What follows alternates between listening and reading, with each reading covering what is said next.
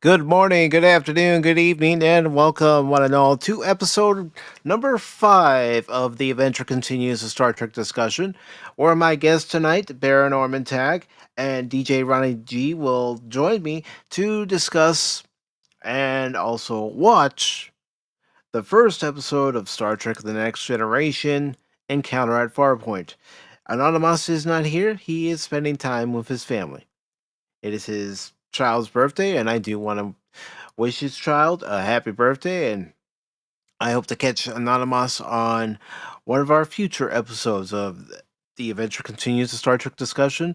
But tonight we are talking about an episode that has a lot of first, and we are also going to mention things that stayed with this first episode and things that changed over the course of Next Generation's 7 season run. And there are quite a few changes that I'm sure DJ Roddy G will point out, Baron Orman Tag will point out, and I will point out. But, you've got to start somewhere when it comes to the first Star Trek series since the original series in 21 years at the time that this particular episode aired in September of 1987. And of course, it's coming right off the heels of the success of Star Trek IV, The Voyage Home. At that time, Star Trek had, you know, what you could say a successful feature film market. You had the motion picture, you've had Rathacon, you've had The Search for Spock and The Voyage Home at this point, and Star Trek was back in the minds of a lot of fans. And of course, when Next Generation debuted, it was met with a lot of mixed reactions. A lot of people particularly didn't like this crew. They didn't like this crew mainly because it wasn't Kirk, Spock, McCoy, Uhura, Scotty, Sulu, Chekhov,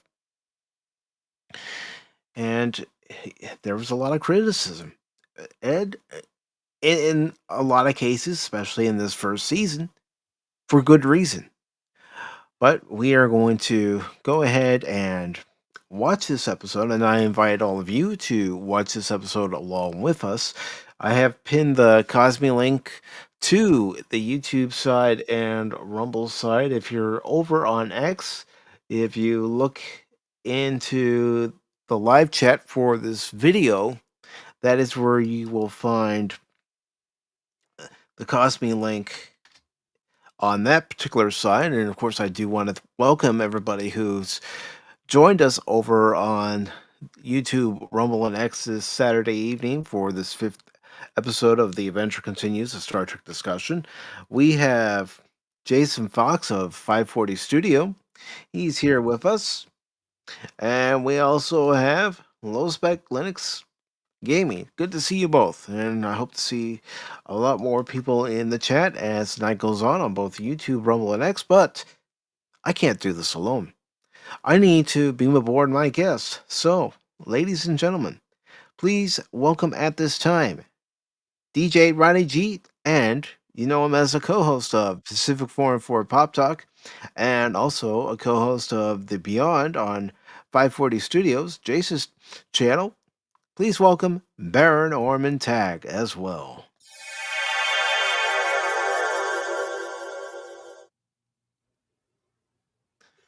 Greetings, gentlemen. Hi, that almost sounded like a wrestling intro. Permission to come aboard? I have to Granted. ask that, right? Okay, cool, Yes. cool. Just making sure. Granted. What about me? No, Well, this would have been perfect time to do that. Permission to come on board. Granted, sir. I do have that clip. I just have to upload it, but I Yeah. didn't upload it tonight since tonight's our last night using EV mugs. Yeah, why bother? Yeah. But gentlemen, how are you doing tonight? Oh, doing pretty good myself. Good, Yeah, good. man, this pizza's good. Yes. And yeah, I wanna, DJ wanna have went to pizza. the food replicator and asked for a pizza pie, and that's exactly what the computer gave him. Of course, it did ask him a few questions about the crust, about the toppings, the cheese, of course. Well, that was Aren't, good. aren't I went with Data's preset. Data made a preset. I don't know what these pistachios are doing in here, but it seems all right. And while I was at it, I had some early 21st century snacks replicated, so I could have something to go with the experience as well in case I finish my pizza before the show is over. And I even got some Girl Scout cookie flavored bugles. I guess that's what they are. They taste like the Thin Mints.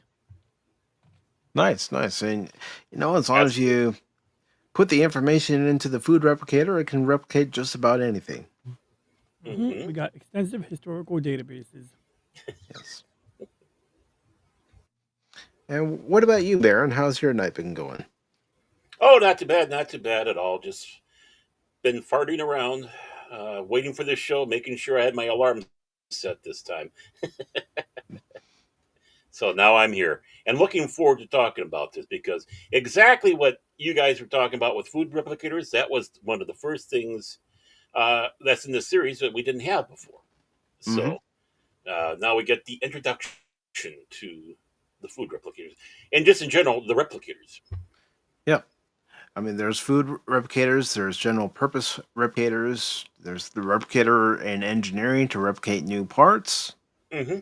that they may need if they can't get to a starbase. Yes, there are instances where they need to get to a starbase to get the parts. And you never really come across that during the series, but you do read in other medium, comics and books where they have to go to different star bases to get certain parts because only those star bases or the shipyards can replicate those parts. Hmm. But for anybody who is just joining us, the Cosme link again is pinned to the top of the chat on the YouTube and Rumble side. I posted it onto the X side in that chat. If you miss this episode while we're live, well, just try to catch the next one. We'd be happy to have you on board the Starship Pacific 4 and 4. So, without further ado, I'm going to go ahead and start the episode. And it's going to start in 5, 4, 3, 2, 1. And please let me know if you're experiencing any issues.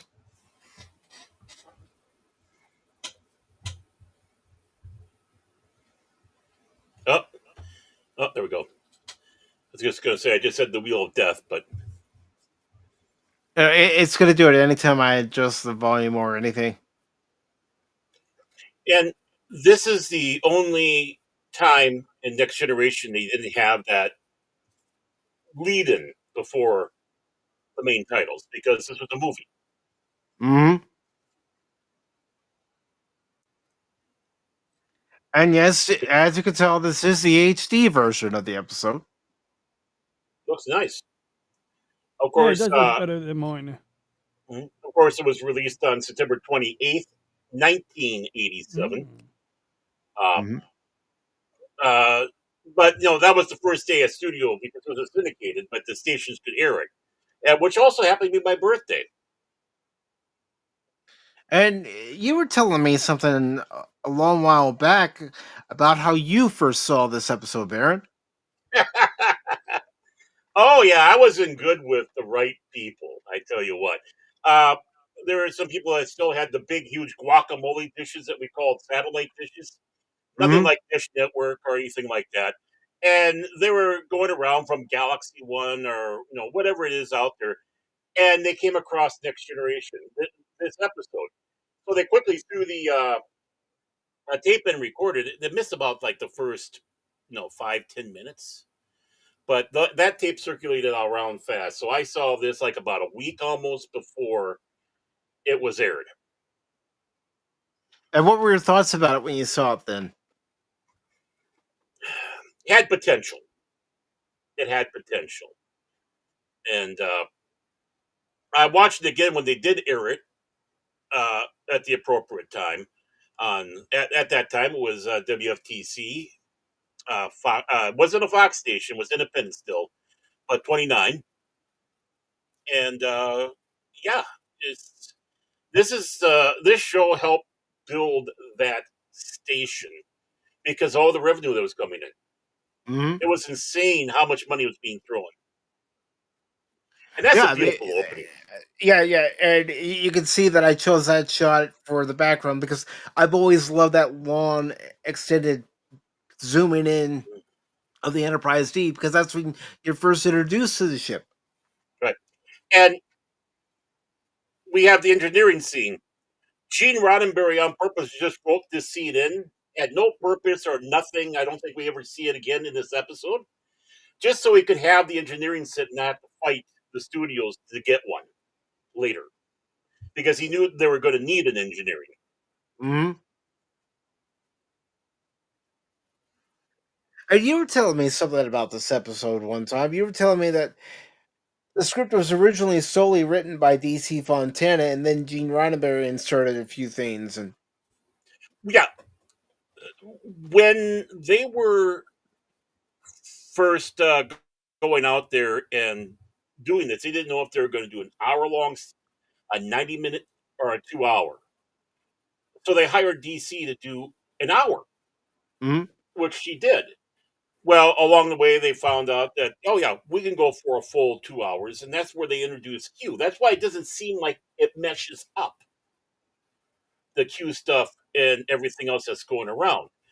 And even then, DC Fontana's the ending that she had was a little different mhm, in this story.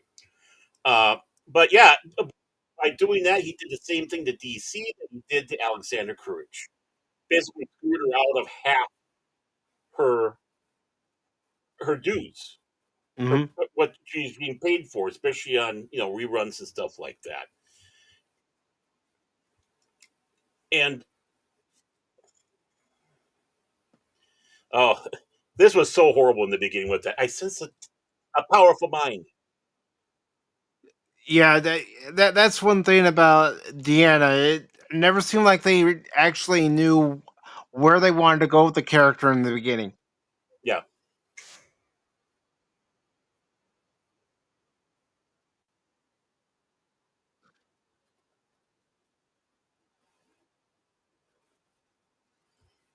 and notice not all the stations are lit up in the back too. Yeah, yeah. I mean, that was one of the issues with not just the first season, but the second season.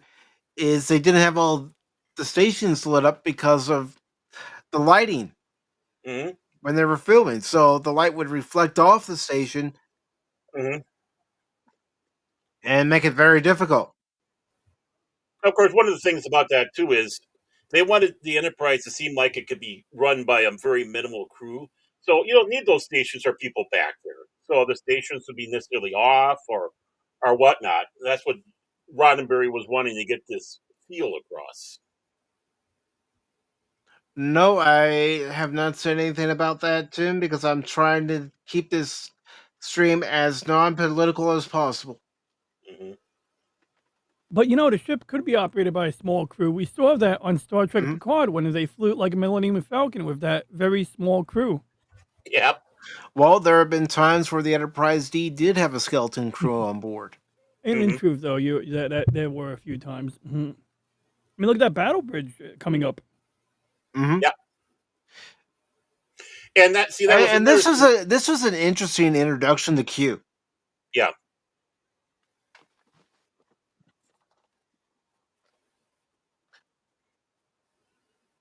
And what's also interesting is that Marina Sirtis originally auditioned to play Tasha Yar, and Denise Crosby auditioned to play Deanna Troy.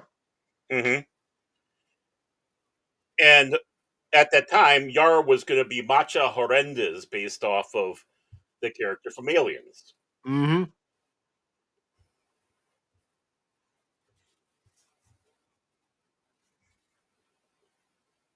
And of course, notice how they have that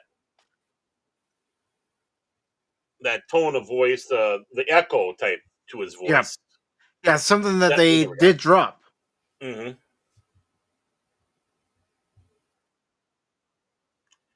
Now, interesting enough, I did have the original Bible. I had the second season Bible. I had the original one, and Data's name was not going to be Data. It was going to be Data.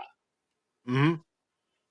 But I think it was Patrick Stewart that basically changed it on the fly to Data, and Yeah, they kept it. yeah, that's what I've heard too. That it was during the production of this episode Hmm. that he kept saying data, and they just Hmm. said, "Okay, we're going with it."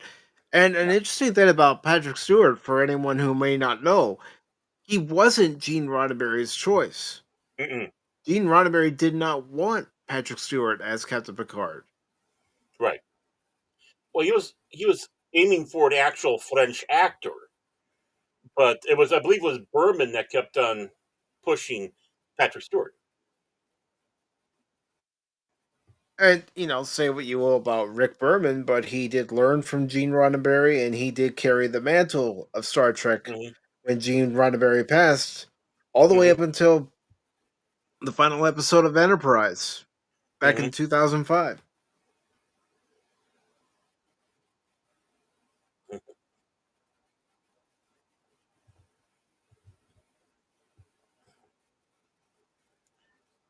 And of course, I had mentioned earlier how they really didn't know what they wanted to do with Deanna Troy.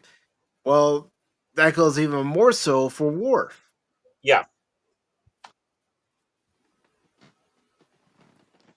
he was only going to be like a semi-regular background character. Hmm.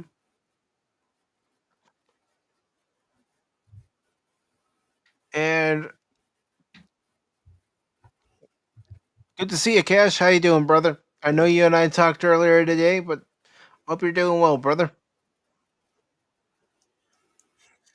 And of course, in this first season, if that sash looks familiar on Worf, that's the one they used in the original series, starting Hmm. with Core. Oh, and guess what? I'm getting a communication from the transporter room, and our other guest is here. Uh-huh. So I'm going to go ahead and signal to the transporter room to beam him aboard.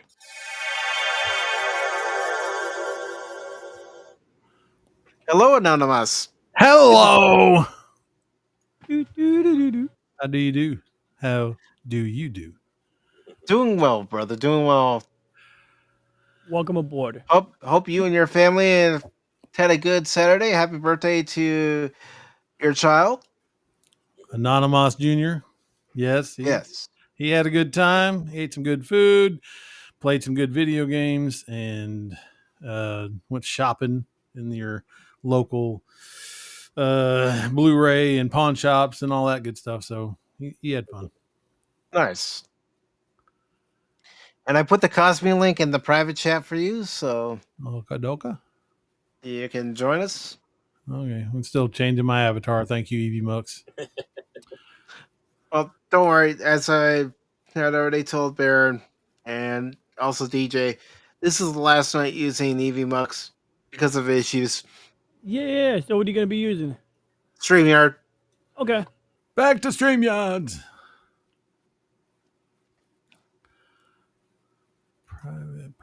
Private, Cosme.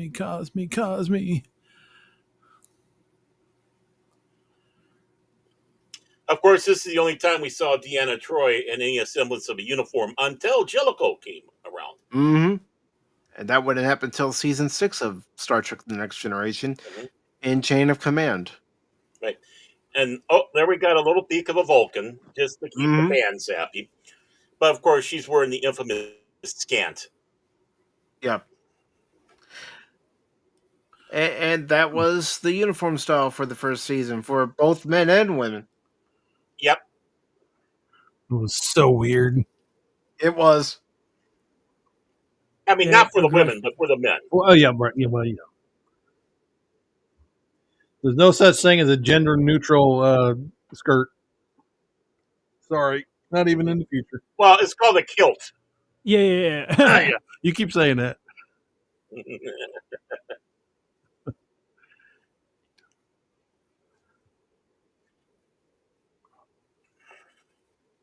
Of course, in this series too, they changed the warp system. Yeah, because it doesn't go by the warp scale of the original series. Right. And that was something I learned when I had my first edition of Star Trek: The Encyclopedia, because it goes through that. Mm-hmm. And it's good to see the Admiral Lady Mist. Ah, Oh, she Hope got a your raise, Saturday's been well. a promotion. hey, Lady Mist.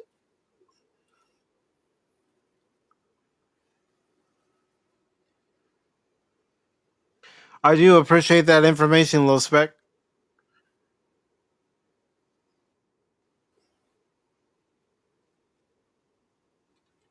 So as we're Of course, watching this scene right oh, here, where the Enterprise is trying to outrun the hostile, also known as Q, what are your thoughts on this?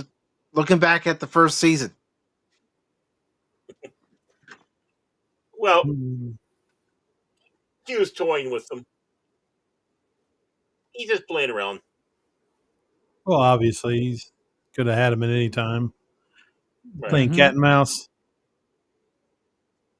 I mean, in retrospect, absolutely, we know it's a test, but at this point in time, watching it for the first time, we see them against insurmountable odds. Every time they try to up the ante, he ups it a little bit more, showing them that he can one up us at every turn. See, the saucer step, I believe, was not going to be used uh, in this episode. It was added in with Roddenberry when they were bringing the Q in. and Lady Mist says, "Who is not going to wear a skirt in combat? That's just stupid." It gives She's you not wrong. extra. Yeah, it gives you extra uh, agility. I think Mhm. it's very very freeing. And of course, all these shots of the Enterprise D were done by ILM. Yep, Look at that! Look at that guy! Just I oh my know. gosh! It's And of because the course, that's just quartermaster. the redress of the Enterprise motion pictures set. Hmm.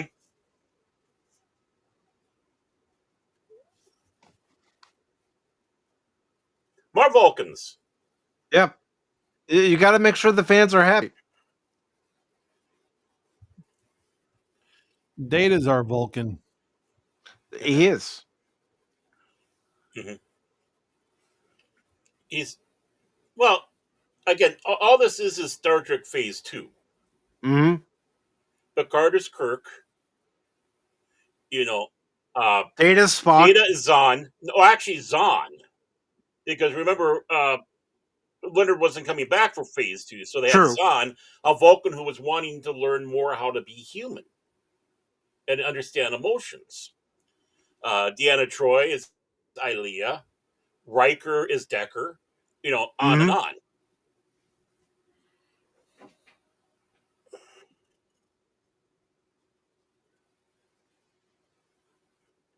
And of course, the reason why Of you course. don't see the saucer separate that much is because of how expensive it is to film it. Hmm.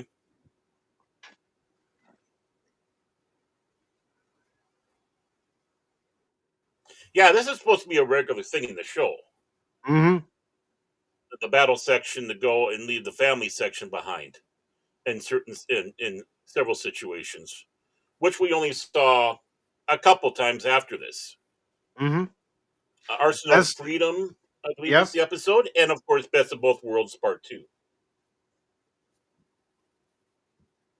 And the only other time we see it after those times is in Generations. Right. When it did it for the last time. Yep. Hmm. The Star Drive section, also known as the Cobra section, because of the neck. Mm-hmm. Cobra Kai in space. And of Of course, course. some people Oh, ask, well, how could the saucer section remain at warp as it's separated? because it remains in the subspace field for that period of time. It does eventually drop out of warp. Mhm.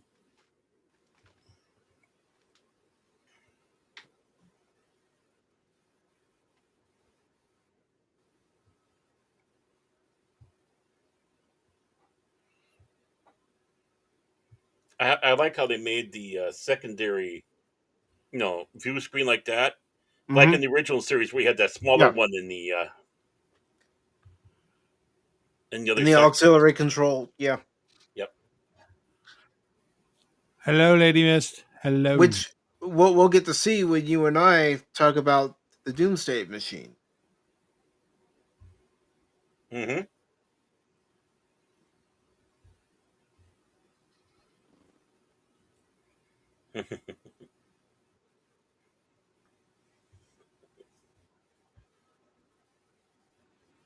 And it's good to see Delon suffering. Hmm. I hope her night's going well at work. Me too. It's No, going pretty well if she can watch the stream.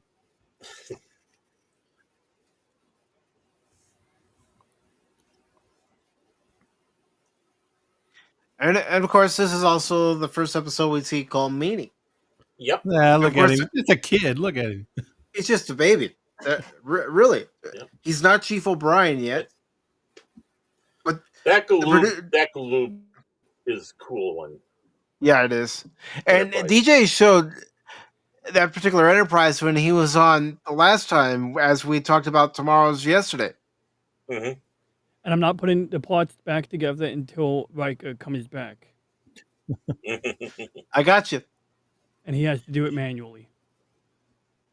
you know, when they first showed the bit, I think I saw it in my dentist office in People magazine. They had the first look at the crew of the new Enterprise. Hmm. And everybody standing out there except for Michael Dorn. And I remember taking a look at the uniforms, and I was thinking to myself, what is this? Star Trek Lost in Space? Because I thought the uniforms looked ridiculous. Yeah, we could talk about the uniforms too. Well, they were giving not just Jonathan Frakes, but other actors issues with how Hmm. tight they were. Yeah. Yeah, Brent they don't Spiner. look tight when you're looking at them, but because of what they have to wear underneath the corset. Hmm. And how they smelled. Hmm. You recognize that guy? Yep.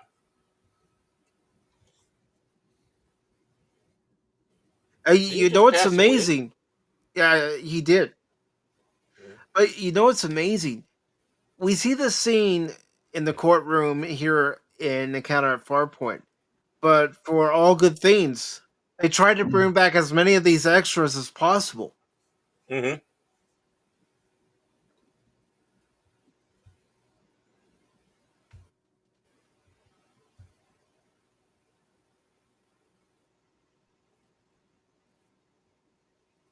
I have to admit though, the Q Judge outfit was pretty dang cool. Yeah, it is.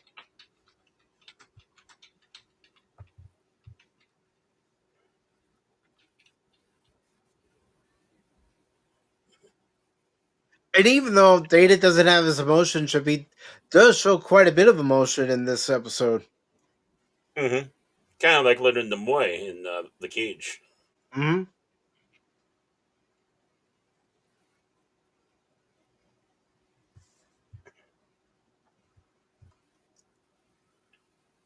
Yeah, when I was going through this episode again to decide what image I'm going to use for the thumbnail, I knew I wanted an image of John Delancey as Q in the judge's uniform.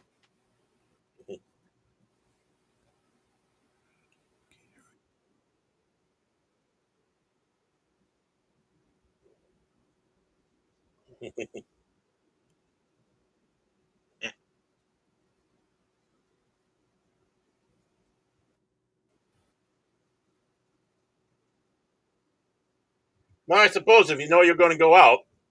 Yeah, you might as well take whatever's in that and Mm-hmm.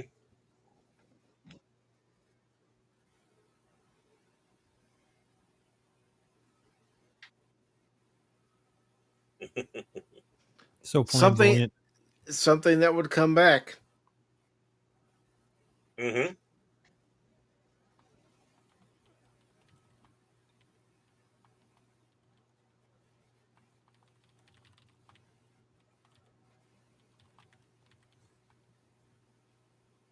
So as we're watching John Delancey as Q, what are your first thoughts watching this episode? Hmm. John Delancey's a really good actor and a character actor, obviously, but um, Mm-hmm. he's so arrogant that it's almost charming. You know, Mm-hmm. he's quick witted. He delivers his lines like so well. Um, Mm-hmm. and look at him; he has fun with it. You can tell this is a guy Yeah, that has fun with his characters. Mm-hmm. I think that's one of the things that help bring him back is because how he's playing and the fans starting to really like him. Yeah, I be honest with you, I didn't think there was any good way that they could bring the character back. You know, how can you bring this powerful character back all the time like they did? But they brought him back 8 times or yeah, 7 more times after this, if not and more, yeah. Even on maybe the nine. other series, Yeah. he's cross platform, except for he Mm-hmm. wasn't on Enterprise. No. No, thank God. Yeah,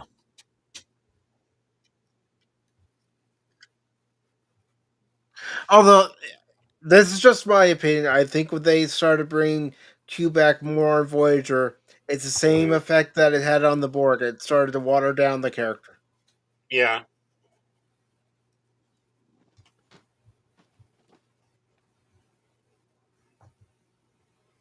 Well, you think about it. In the original series, the Klingons were only seen 4 times. Mm-hmm. The Romulans face to face twice. It's one of those things where less is more, and they need to learn that.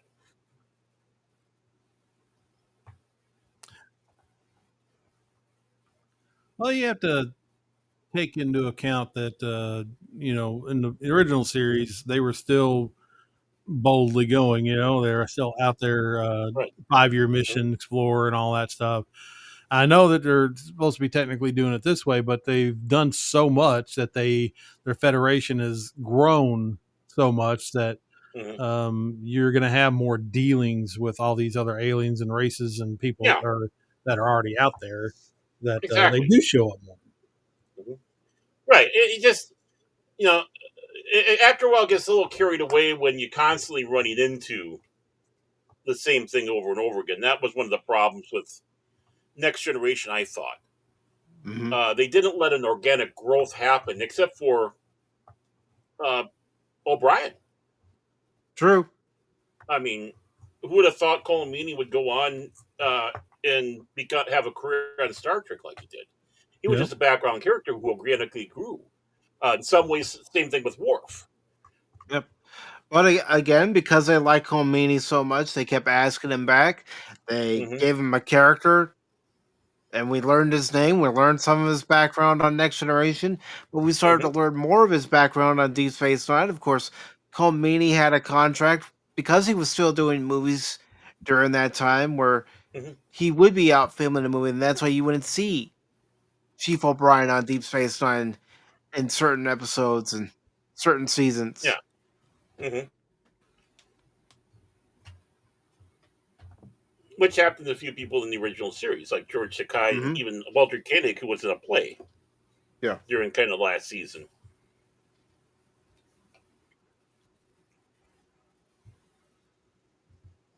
Whoa! It's like the Jerry Springer show.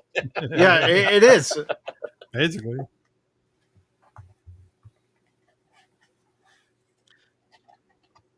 But the fact that they get upset that Picard looks at that list and doesn't see any charges against them, that upsets them. Because as far as the Q are concerned, all of humanity is guilty. Right.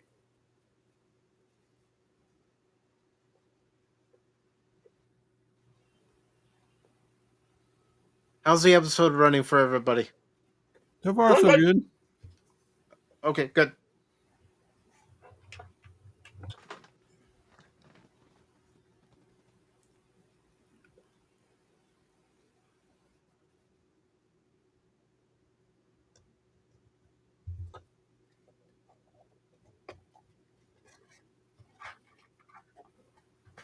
Ooh, he's amused. Hmm. DJ, what are your thoughts on this episode at this point? Well, I mean, at the time, first time, I'm just kind of hanging. I'm like, what's the deal with this guy? This Judge Q. I mean, I knew Q because I saw this episode after I seen Q in later episodes. Hmm. But I still see them in a bind. It's like I don't see what's coming after this. At the first time I seen this, I'm just thinking like, what are they gonna get locked up after this? Because I'm not seeing a guy who's gonna let them go on their own recognizance. But we know how this goes. Well, he Hmm. was going to close off Earth from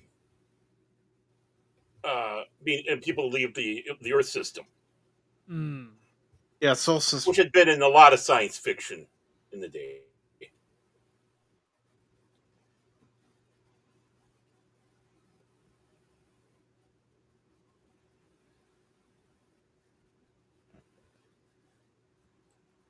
Mhm.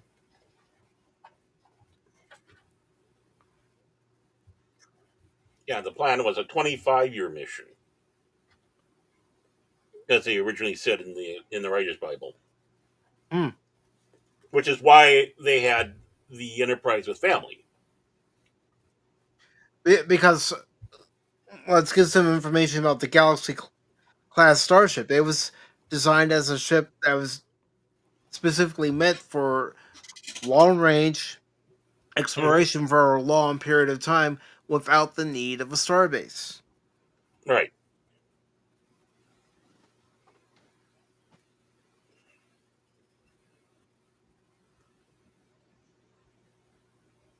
I will admit the Galaxy class is one of my favorite ships. Mhm. You mean the fat one? Nobody likes a fat one. But I don't think it's as clean and as nice looking as the refit Enterprise. That Hmm. is a beautiful one. I think I that mean, version of the Constitution class is perfect. Yeah. mhm. I mean, there's a few issues with the Galaxy class. It's a little bit too big. You got a lot more room for everyone in there than we realize. But that being besides the Hmm. point, would you send your star asset out alone, or would it be followed by a fleet of smaller ships? Ships that you could detach as you go along to handle the grunt work. Like, okay, we got to send advisors to this planet that's just discovered warp. Okay. You send your diplomatic vessel, or you send a destroyer to kind of hang out there, and you move on to the next system.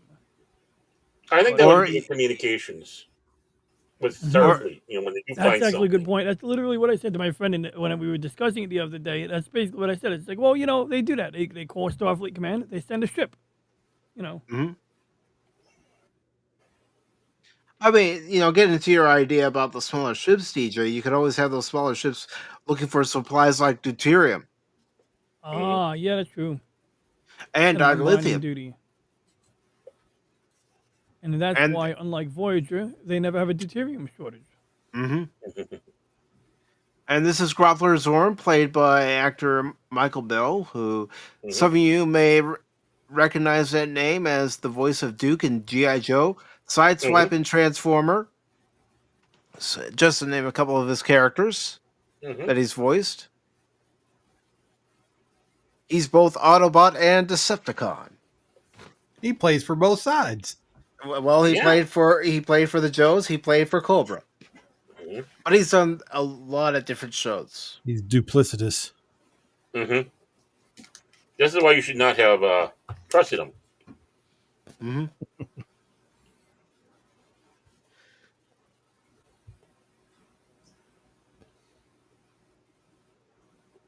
Now, I have a question for you gentlemen. Mm. Do you prefer Riker with a beard or without a beard? The beard. Well, it with a depends. beard. He kind of needs the beard when he puts on weight. Well, plus he looks too baby face. That too. He doesn't look as experienced. He doesn't look like a guy who's actually had a previous job Mhm. as a first officer.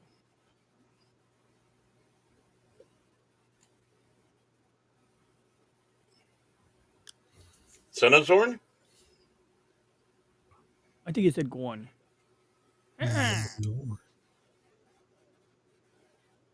But also, I mean, Riker was known for telling Hmm. his previous captain like, no, you cannot beam down. Mm-hmm. So Hmm. he should look a little more grizzled or something. Well, see, the plan was Picard wasn't supposed to go on away missions. That would be Riker. Yep.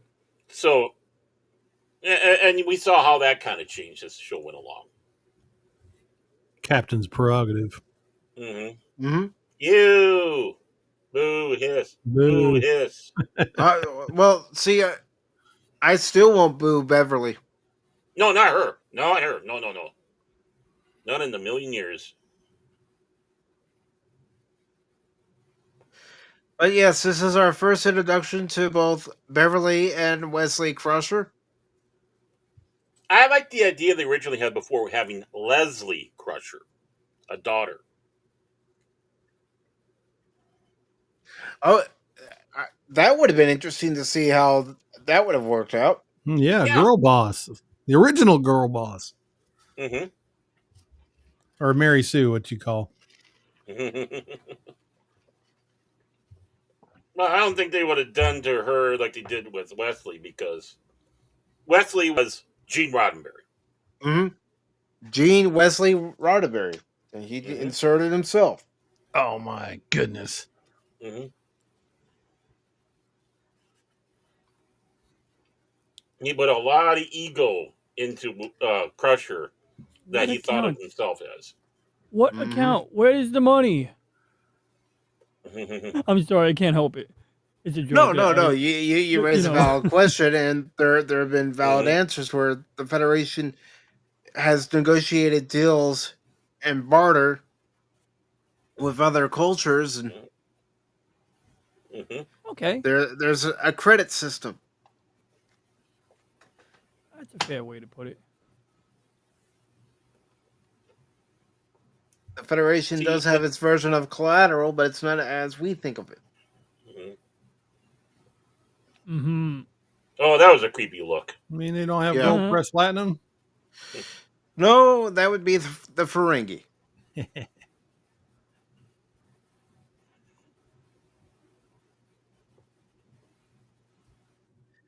And of course, at the time of doing Next Generation, as Jordan LaForge, LeVar Burton was also host of Reading Rainbow.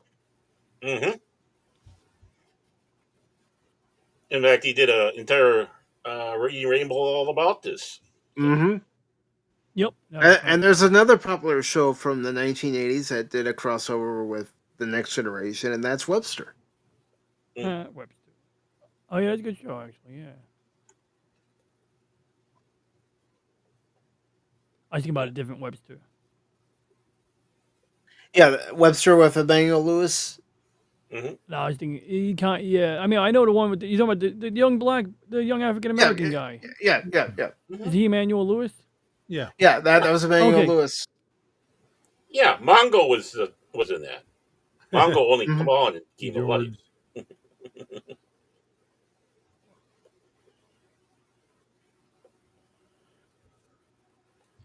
That was it NBC's attempt to have their own Gary Coleman.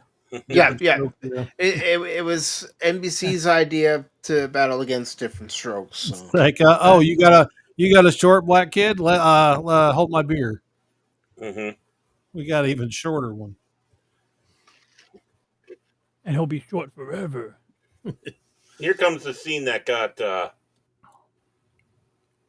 cut from the reruns.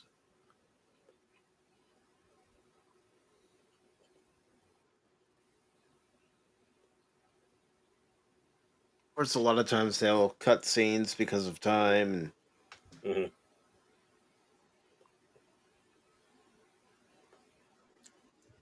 I mean, noticed when they had a scene with Data and Colmini, the card wasn't in his chair. Mm-hmm.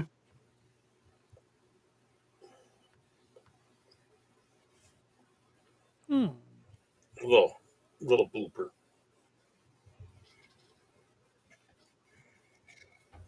Of course, in the first season, they had the flip down on the chair for Yep. this little control thing, and they got rid of that after the first season because it kept on breaking.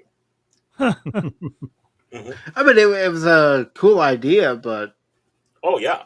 if you have to keep replacing it, then that's going to run up your production cost. And Hmm. Cash, you shouldn't be And playing Final Fantasy when the stream's running. That's just wrong, dude. Oshikote in his center console. yeah, the center console on Voyager, and Straight out of 90s minivan. Isn't it interesting that we see the Battle Bridge ready room before we see the main Picard's ready room? actual ready room. Hmm. And you see that they use soundproofing materials on the walls. Hmm. Because they knew that the captain needed to have a padded cell. Hmm. Mean a quiet place to think. That's what he Hmm. really Like from meant. far away and in low definition, the soundproofing foam looks like something else. And then it's when you start noticing it in high def and you start handling it in real life, you start to realize what Hmm. really looks like. Mm-hmm. Now, here's an interesting little bit. Now, the novelization for this episode came out, credited to David Gerald, but DC Fontana actually wrote it because of all the BS politics that was going on because of this episode. Mm-hmm. So, he basically it got released under his name, even though DC wrote it. And then anything that came in for profits went to DC. So he didn't keep any of that money. Now, in the book, which DC wrote, mind you, Sure, on his buddy. Sure. previous ship, the Hood, which was an Excelsior class, he did Mm-hmm. the same thing. He took care of a saucer sep. So according to this episode, according to the book, there was saucer seps like this on the Excelsior class. Yeah, and it's also been said that the original Enterprise could separate, but it could not reattach. You have to go to a starbase or dry dock in Hmm. order to reattach. Right, Yeah, but one good uh, photon torpedo right at the neck. hmm Totally separates. hmm but but the Excelsior could reconnect like this. I'm supposing even the Ambassador. Mm-hmm.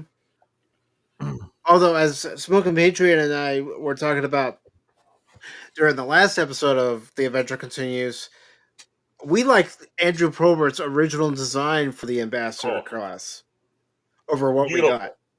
Yeah, very beautiful. It looks like Because, what I mean. I liked what they had yeah, on there, but the Probert one was far more enterprise-ish. yeah, It had that. It had a true between look between the D and the B. yeah, and that's what Patriot had mentioned how you could see the lineage of the Enterprise. Hmm.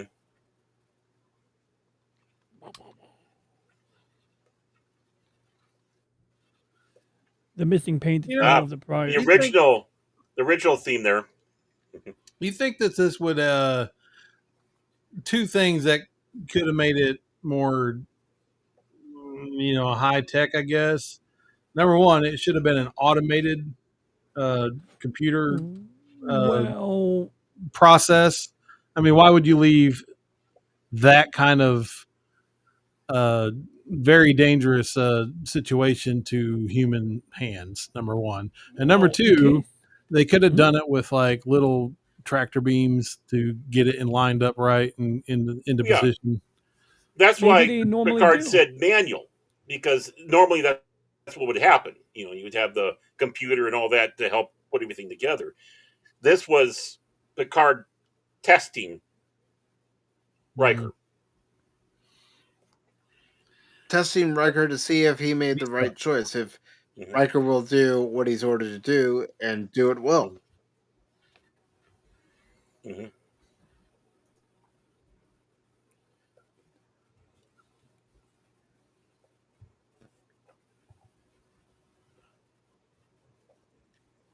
And Cash is bringing out his Klingon. Mm. He's I so like this volatile. friction. Yeah, I like this friction. And of course, this is our first look at the observation lounge. And Mm-hmm. one of the things I think was beneficial for the series is come season 3 when they changed the way they lit the sets. Mm-hmm. Yeah.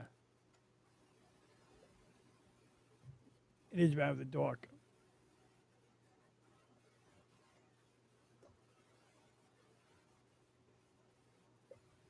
He said ass. Yeah. Picard doesn't like kids.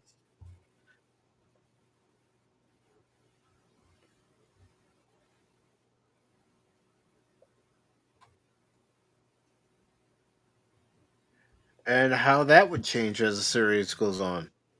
Mm-hmm. He's No, like, I I've can never been a understand that. child. I had no idea what it's like to be a child. I came out of the womb just like this. Yep. No, I can understand him with the attitude to Wesley that way, but Have you noticed the back there, the design of the Enterprise C is the Prober design? Yep. Mm-hmm.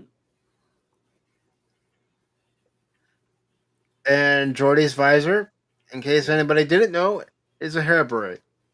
Yep.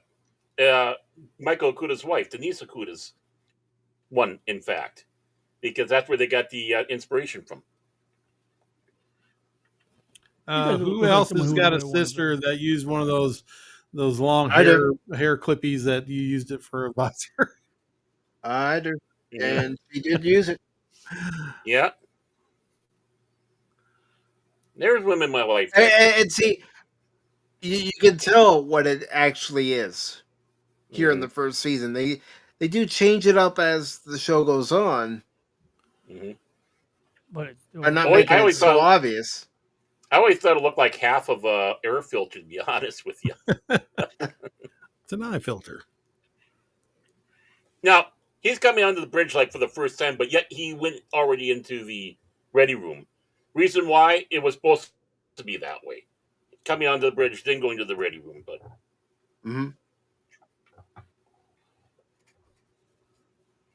oh, here we go. One of the best cameos.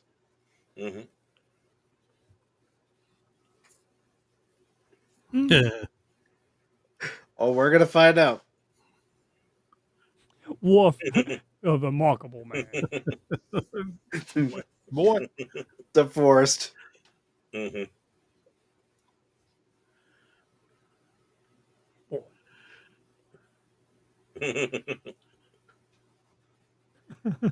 Now, let me ask you, gentlemen, did you automatically know that this was our good friend Leonard McCoy? Oh yeah. Oh hell yeah! You can't. Well, my brother told me. Oh yeah! The moment I saw him, it's like yeah. Now, are you glad that they asked DeForest to do this cameo, or would you have preferred it to be a much older Captain Kirk or a much older Spock? Oh, I was happy. As soon as I saw him, I said, "Oh, it's Bones." Yeah. Who else would you want to have talking with Data? I mean, he just with that. It's like I said, he's hates Vulcans, and I love this response here. I because that if you didn't know, that solidifies that it's Dr. McCoy. When he says that the Vulcans are damn annoying at times. Like a Vulcan. And she'll always bring you home. Except when you blow her up. Well, that's after you're like a lady. That's giving true. away your shield frequency. Smacking her around a little bit. Treat her like a dirty horse.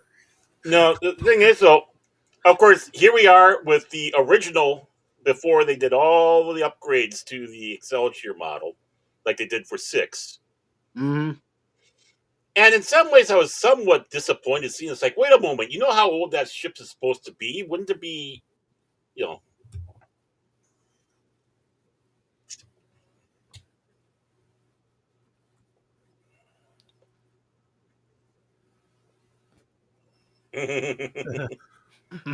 Warman's a bit of an idiot in this.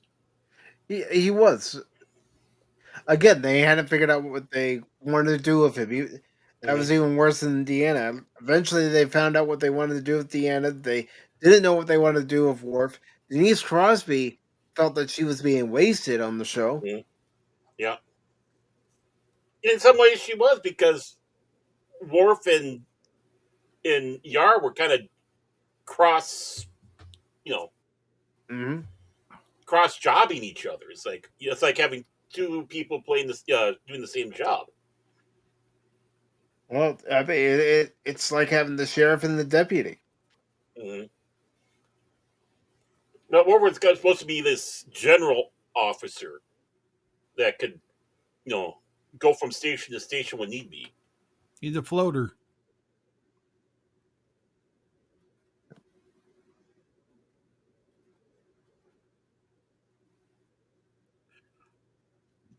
And you know what's nice as you watch the series is how comfortable Patrick Stewart gets doing the captain's log compared to that one.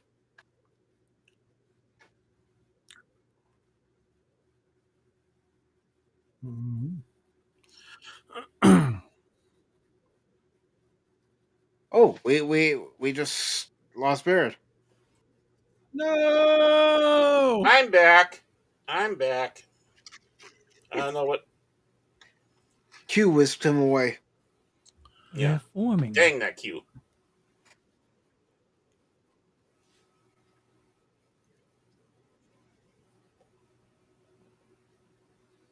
Stewart hated that fish in there. He thought it was Mm. cruel. Oh, Mhm. Now, the theme song or tune Yeah, was not supposed to be that Goldsmith's, is McCarthy's original theme song. hmm and which you can get on the soundtrack to Hmm. Encounter at Farpoint. It's an extra track on there. Hmm.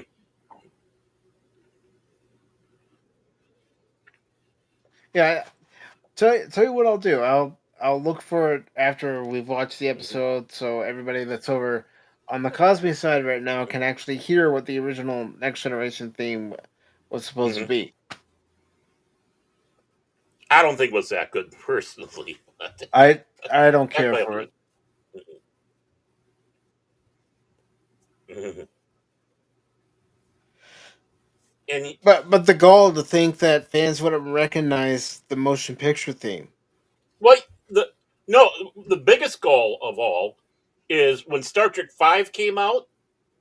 You had these knuckleheads going out there. Hey, they stole the Next Generation theme for it. And it's like, no, you numbskulls. It goes to motion picture.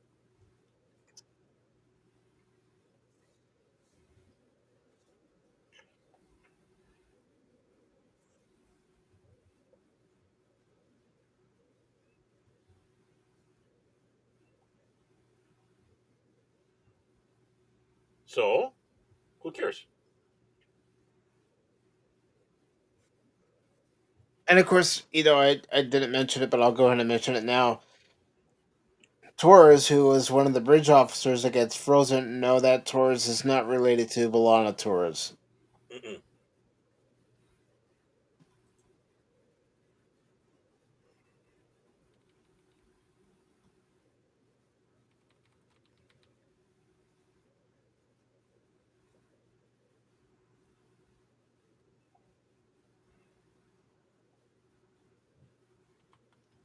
Mm. And it's good to see Tommy of Tommy and the Guinea Pig Collective. How you doing tonight, brother? Now comes one of the biggest BS lines they had in this when he talks about the Ferengi.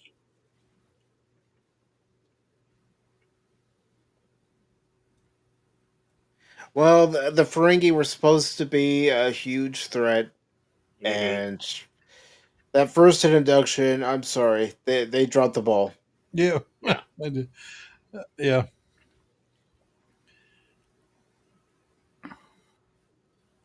but they evolved. You know. Yeah, yeah, they did. they did, They and did something Armin different. Shimmerman did redeem the Ferengi. Yeah. Hmm. Oh yeah. Well, I think even later on when I can't remember the name of the episode where that Ferengi was trying to get revenge on Picard. Hmm. I think they did The a good. No, battle, the battle. yeah, the battle was good. They did a good job with that.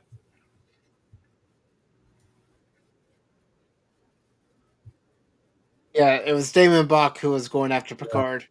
And hello to Battle Wannabe over on the Cosme side. Good to see you, brother. Hmm.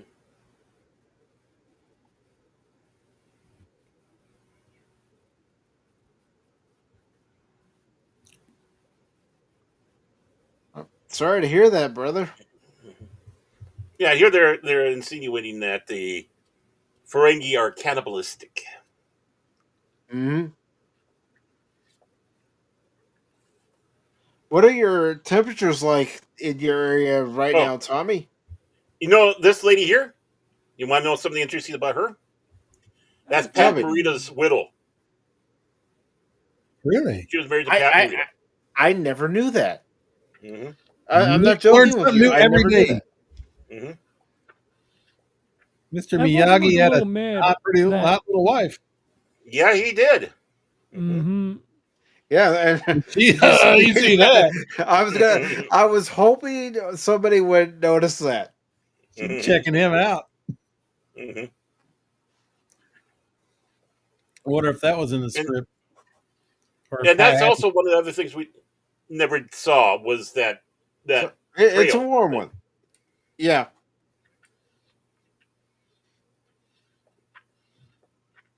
I mean, very rarely did they use the interface. Hmm. Yeah, like they should have. They should have got more use.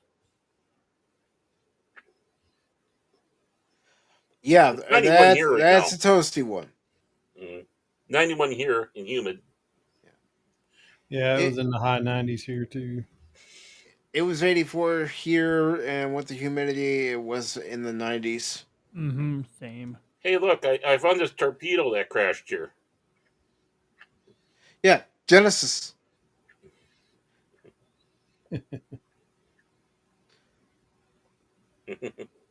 Huh? Foreshadowing. Mm. And it could have happened to a nicer person. I know we're all gonna laugh when it happens. Hmm.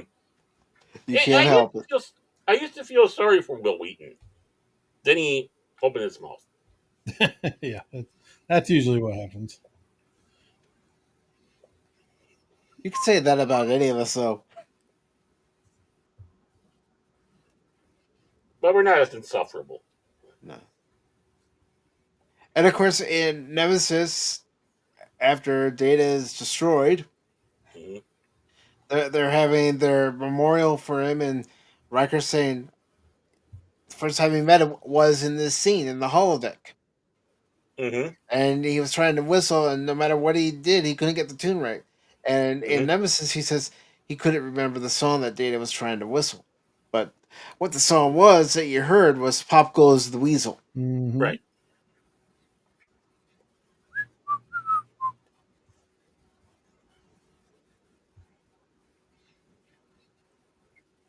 See, that threw a lot of Oh, yeah. people off. Class of 78. Mm-hmm.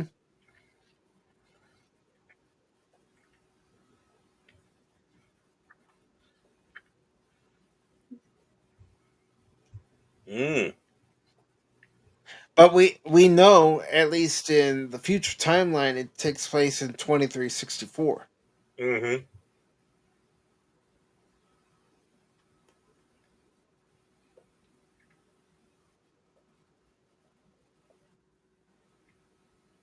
But yeah, Tommy's exactly right. We're supposed to experience a hot summer. Ooh.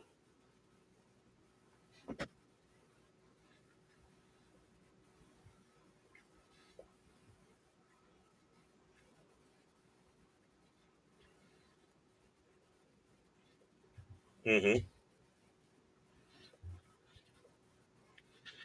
The thing is the holodecks have been around for a while. He's acting like, oh, He's acting like they're brand new. That a hmm Galaxy class starship is the first state of the art ship to have one.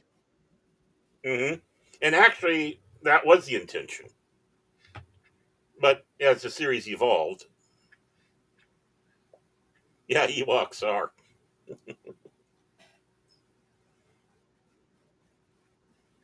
Shut up, Wesley.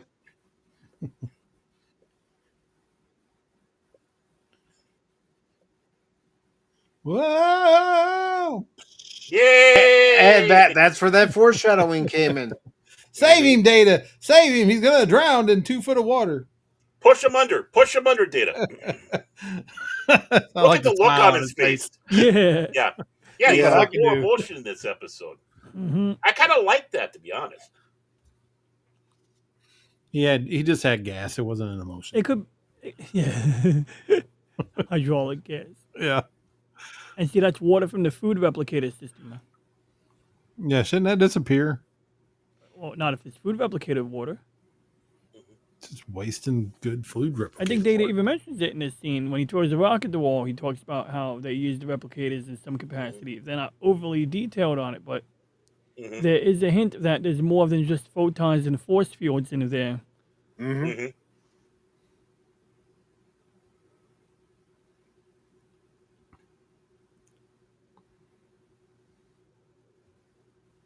Mm. And the Padawan says the Ewoks are watching them. That they are. Yum yum. Yum yum. Tabuku Yuki mighty short. Picard is a Oh, pain. watch those words, young man. See, this is where they really dropped the ball on having a relatable kid in the show. And Oh well, looking I at make family no life. apologies. I make no apologies when I say this. Wesley wasn't relatable. He was annoying. No, He was a no, exactly. That's why I think Leslie Crusher would have worked better. The girl. I don't think yeah. Gene Roddenberry would have gone so nuts on making it the every boy.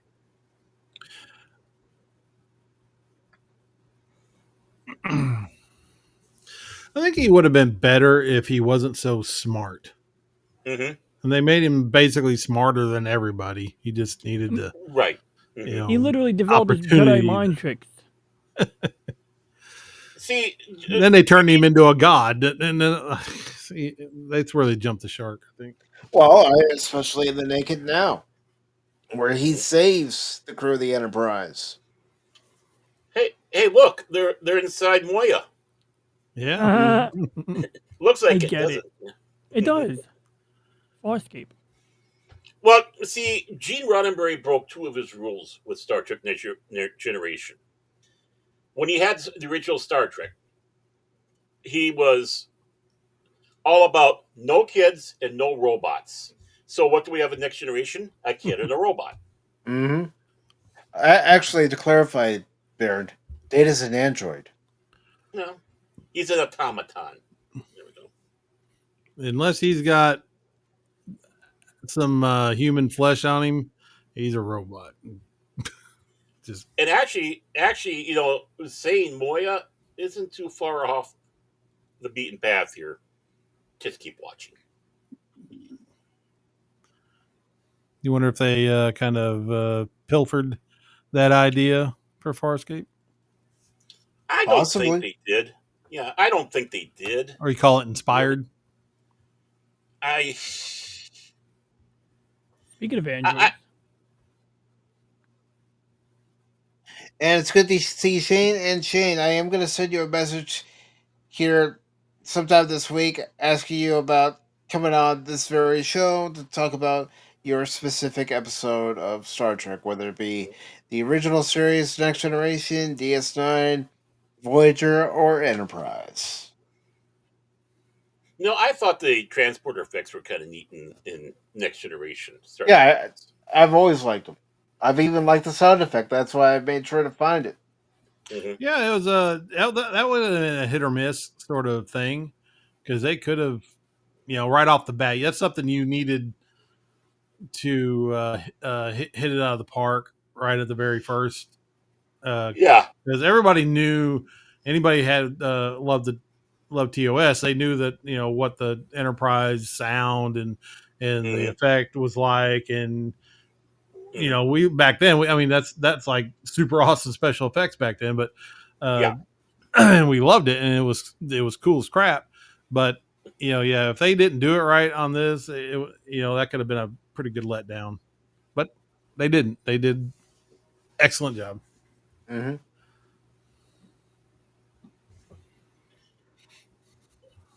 See, and this was missed opportunities too with Crusher and Picard. It's like we And have all give, these give us open. some more backstory on how they know each other, besides the fact that Picard carried Jack Crusher's body Hmm. to Beverly and Wesley when Wesley was a young boy, Hmm. after Jack Crusher was killed on board the Hmm. Stargazer. But really, I think there should have been a relationship started between these two because remember, this is a starship that's way Hmm. out there with families, Exactly. and quit pussyfooting around. I mean, they needed to have a family on here of some sort. If you were promoting that, Hmm. why didn't why not run with Why? Yeah. Why not say, okay, we've got two characters here in Picard and Crusher that have a history together. We have Troy and Riker who have a history together. it? Right. Decide which of those couples are going to actually become a married couple and become a family. Data and a toaster, their relationship for Well, I mean, let's go ahead and talk about Tasha and Data. it didn't happen. Never happened. Never happened. And you've heard it here first from the panel. As far as they're concerned, it never happened. Well, that's what Even she though said. even though Tasha did ask the question, how fully, and Data said in every way, of course, as far as how functional he was. It even vibrates.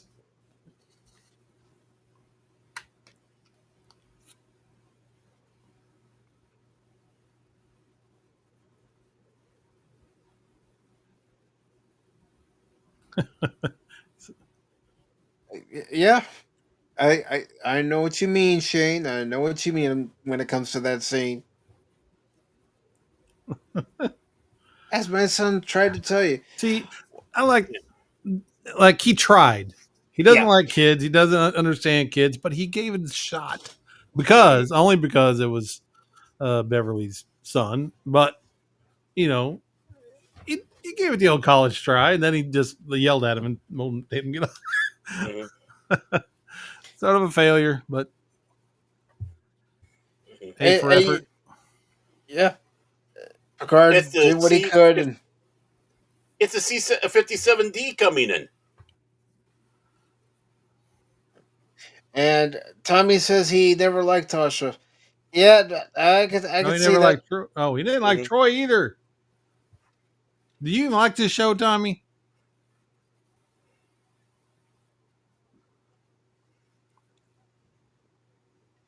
I'll tell you who I like. When Susie Plaxton played Kaylor, I loved Oh, her as Kaylor. And, and yes, a certain Doctor Vulcan. oh yeah. Yeah, Hmm.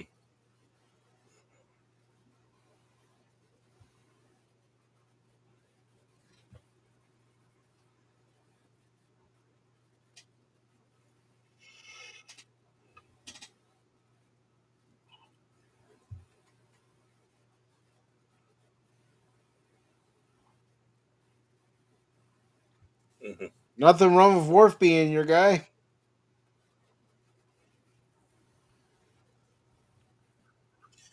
See, this is just it too. They never encountered the Ferengi before this.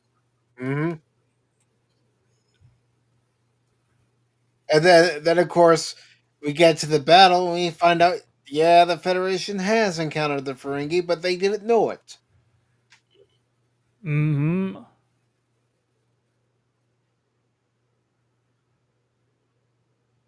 Shane says that he really liked Tasha, and honestly, she got a raw deal.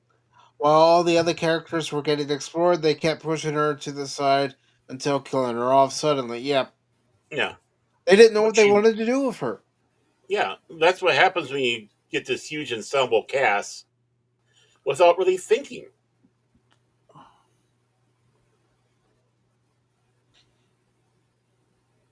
And Tommy, he may be part of the guinea pig collective, but he's a proud Cluno warrior. Mhm.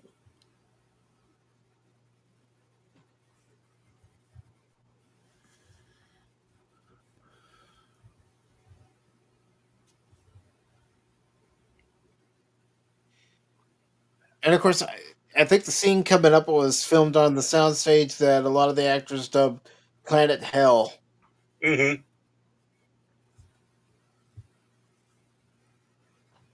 because they said it was always hot on that soundstage. Mhm. Designed to be any planet. Oh. Hmm.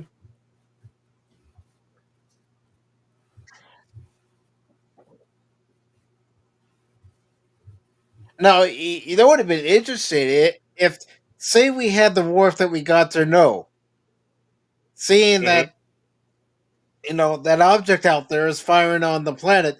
Sir, we must respond. Right.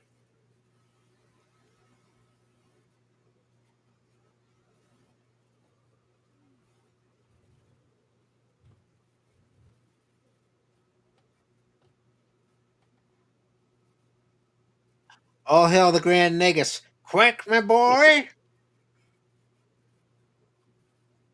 That's inconceivable, Quack. Oh. And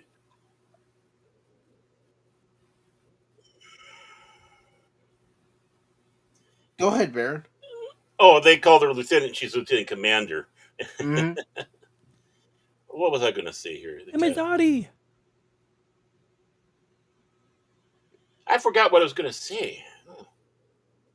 Don't you hate it when that happens? Yeah.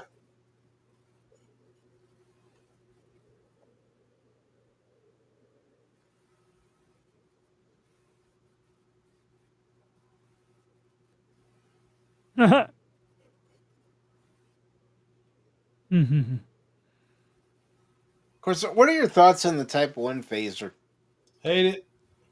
I liked it. Yeah, The it's Pretty cricket big. phaser. futuristic. Our keychain phaser, or cricket phaser, as they called it. Hmm. And you can play with it outside without worrying about cops. Like you can't take a regular old phaser pistol out with you, but you could take one of these out on Halloween with no risk. Yeah.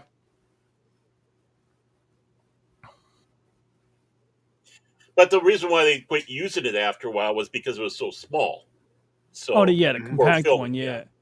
Well, what I like about it in particular is the lineage with the original Type 1 phaser, if I'm using the right terminology from the original series. Yeah. The type 1 and type 2. Yeah, where the one clicked into the other. I wish maybe they showed some limitation of it, like maybe showed it that it couldn't vaporize people, or that you get only 2 shots out of vaporizing people. Maybe you get like 20 stuns and 2 vaporizings, whereas the Mhm. larger unit would perhaps, of course, give you a lot more capacity, a lot longer shooting. I mean, you certainly don't see anyone use that small phaser to like shoot something for like multiple seconds, or do you? I don't recall. Yeah, they don't use it a whole bunch, just in No. certain circumstances, and have zero clue what the power capacity is. But Mhm. Like, um, have you ever seen anybody shoot a phaser of that type at something for more than a few seconds? Like, sometimes when you got to blow a hole through a stone wall, you'll see them pull out the phaser, the larger one, I guess Type 2, yeah. Yeah, the and Type 2 spend, phaser. and they'll spend Also like known as five the seconds. Dustbuster. Yep. Yeah. Oh, that's the one. Never mind. I got confused. Yeah, that the Dustbuster is the one that I hated. Oh, yeah. Yeah. And Low Spec, thank you for being here tonight, brother. Really Yep. appreciate it. And thanks for the retweet. Of course, at this time, the medical bay was a redress of the The Star Trek 645 sick bay. no, it was a redress of the room, the ready room, Oh, the ready room or the take a look, conference room? the conference room. Yeah, The conference room. observation Ah, lounge. Yeah, yep. observation lounge. There we go. Mhm.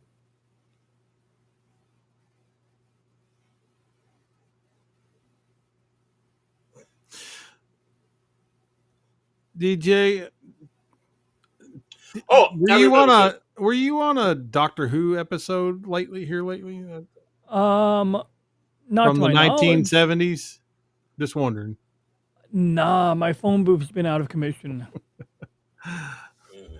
You're Oh yeah, and the character of Geordie LaForge was actually based off a real person by the name of Georgie Mm-hmm. LaForge, who La was Forge. handicapped and passed away. Big Star Trek fan, so Gene Roddenberry had Geordie LaForge and had him blind because of that. My mom told me that story. She said something that LeVar Burton was in an interview and he said he would never take off the visor in memory of the kid. And Yeah, she told me that after first contact. yeah. After a while, he was starting to whine about it because he couldn't see through it. That the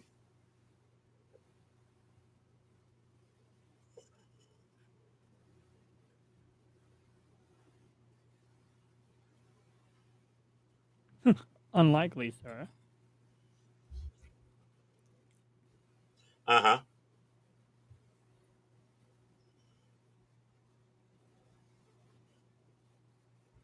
of course.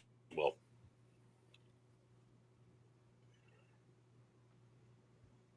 mm, they got transporters too. Mm-hmm. Those transporters hurt.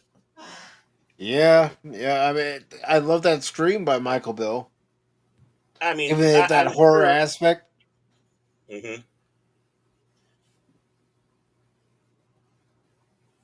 Hmm.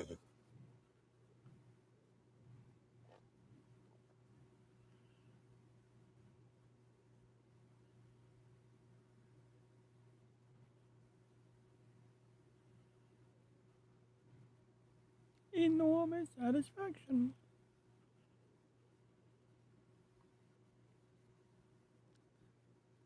Oh, fucking cute with the zingers from the beginning. Hmm. Mm-hmm. Sorry, some of the lines deserve it.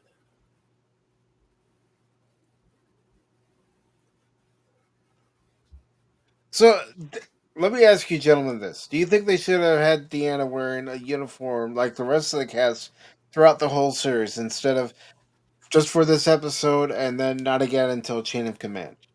Yes, I think she should have.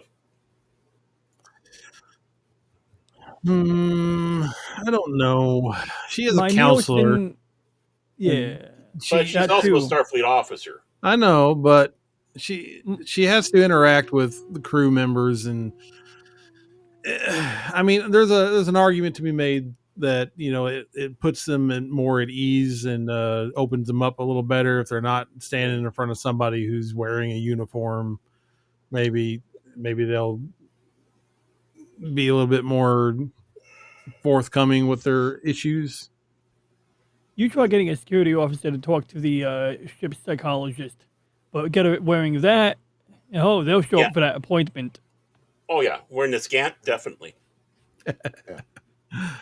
Well, that's a different story. Well, you know what's also interesting is this is something that the production crew revealed us how many times they had to replace the carpet on the bridge because of all the divots that were Hmm. created.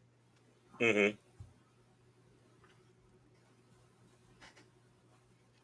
But getting back to Counselor Troy, there's a deleted scene for Relics where Scotty says, "You're a psychologist, for crying out loud."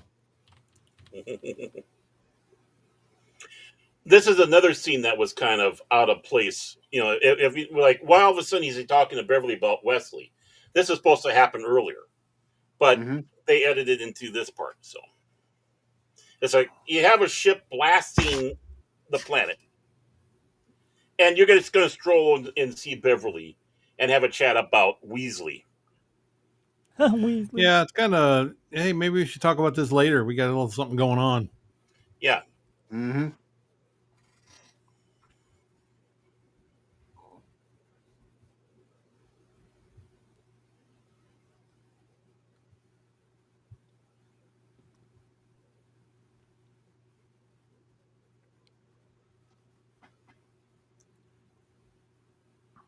Captain.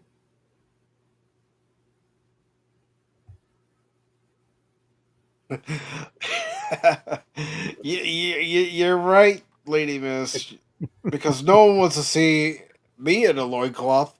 Not me. I'm not going to speak for the gentleman. Well, you know, What gentleman? Me? I'm not a gentleman. you might like to see me in a loincloth. You never know. How do we know? Just gotta take my word for it. But you got to remember one thing, though. Uh, Maria Sirtis complained about not wearing a uniform because Mm-hmm. she thought the uniform looked good and would look good on her, and It that's did why look they good brought on it her. back. Yeah, Yeah. and that's the reason why they brought it back. So But they made Deanna the eye candy. I'm not going to lie and say that was one of the reasons I liked the character as a teenager. mhm. It was one of the reasons. I just found her such a boring character, especially in the first two seasons, Yeah. I mean, like and that one has to minute do with the she's, writers. mm-hmm, Mm-hmm. but 1 minute she's telepathically communicating with Riker's head, and then later on it's like, oh yeah, no, I only feel strong emotions. Hmm. Yeah, you know, got to get your footing. Take the first two seasons and flesh out all the characters and what they can actually do. Mm-hmm. Just Mm-hmm. like with the lighting, you have to figure out, well, how do we light this set where it actually looks good on camera?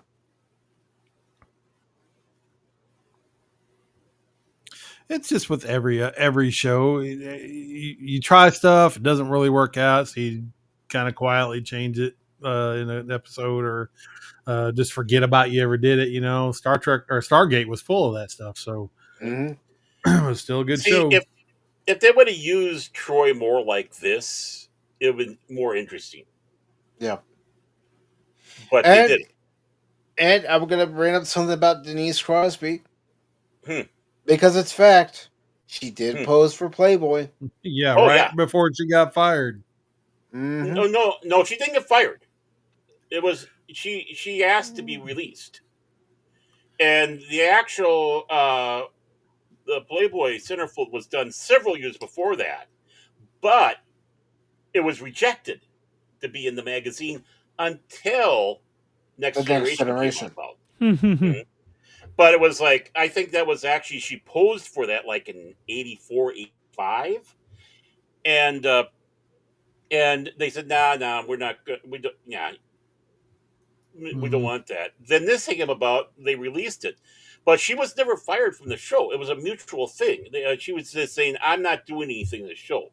Okay, and they realized, yeah, we do have too many people on the show, so it won't hurt to lose somebody, and it was her. Mm-hmm. And then That was good for her career. let's also not forget going into season 4. Then Will Wheaton leaves the show. Yep, they could have done that in season one. Mm-hmm. They should have done it after, really keep Wesley on board the ship while his mother goes back to Earth. Okay, that makes a lot of sense.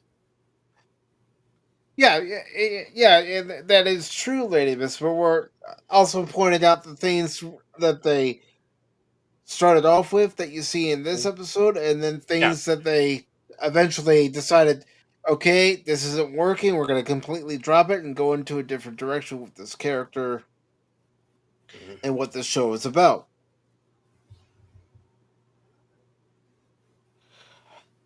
Because this is a question I have for everybody. Do you think the Next Generation got better or worse after Gene Roddenberry's passing? Better. No, hands down, better.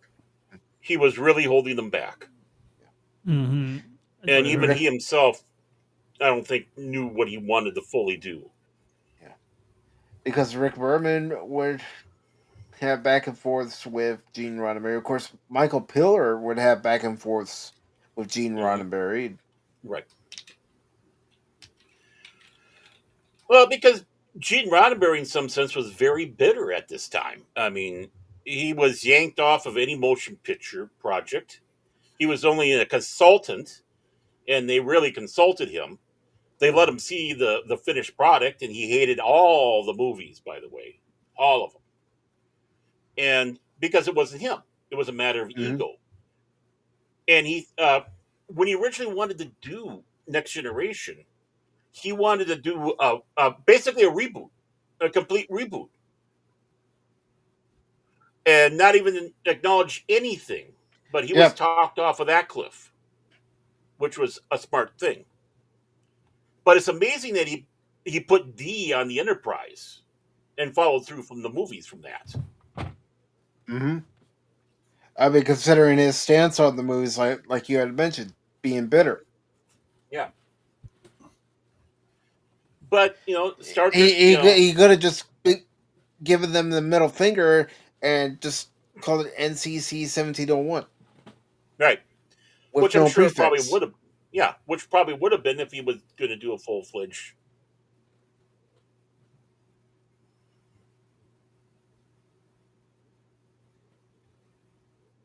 I mean, you even see in this episode, some of the exterior shots are clones of the original series, Mm-hmm.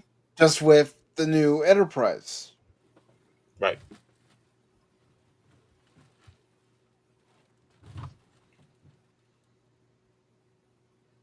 And this is where it's revealed that this alien ship is actually a life form, A a jellyfish. jellyfish. And I don't know why they're so surprised by this because they've ran into stuff like this before. You know.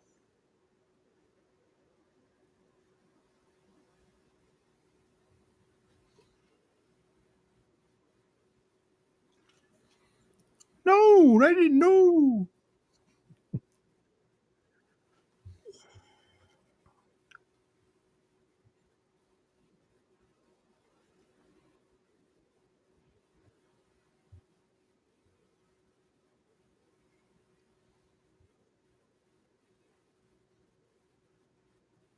Nope. But Bandytown. I will be perfectly honest with everybody. Mm. I'd take this episode and all of season one of Next Generation, all of season two of Next Generation over current Star Trek. Oh Oh God, yes. Oh, not even a question. no, this is a masterpiece. This is a We didn't know masterpiece. how good we had it. Right.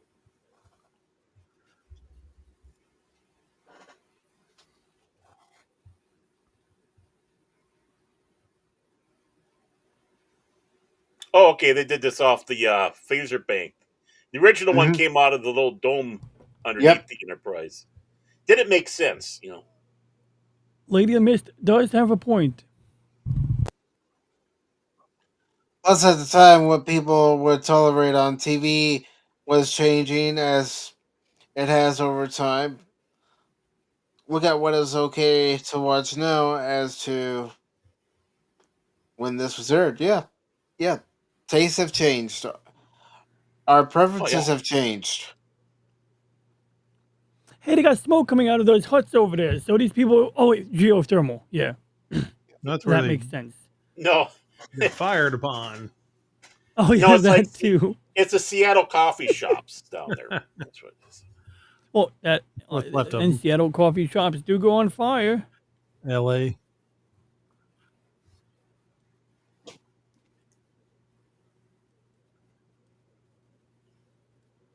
Just like my turtle. What, me?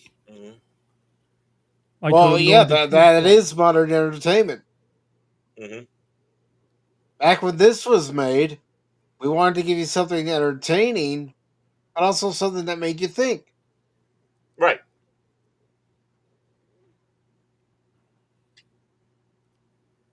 I wish New York City would do this. Turn into a giant jellyfish and just float away. Yeah, I mean, I'd still have a job. Bye, Rod DJ. Just have fun wherever you're going. Unless, of course, my city reproduces with another city, then I might want to get a shower.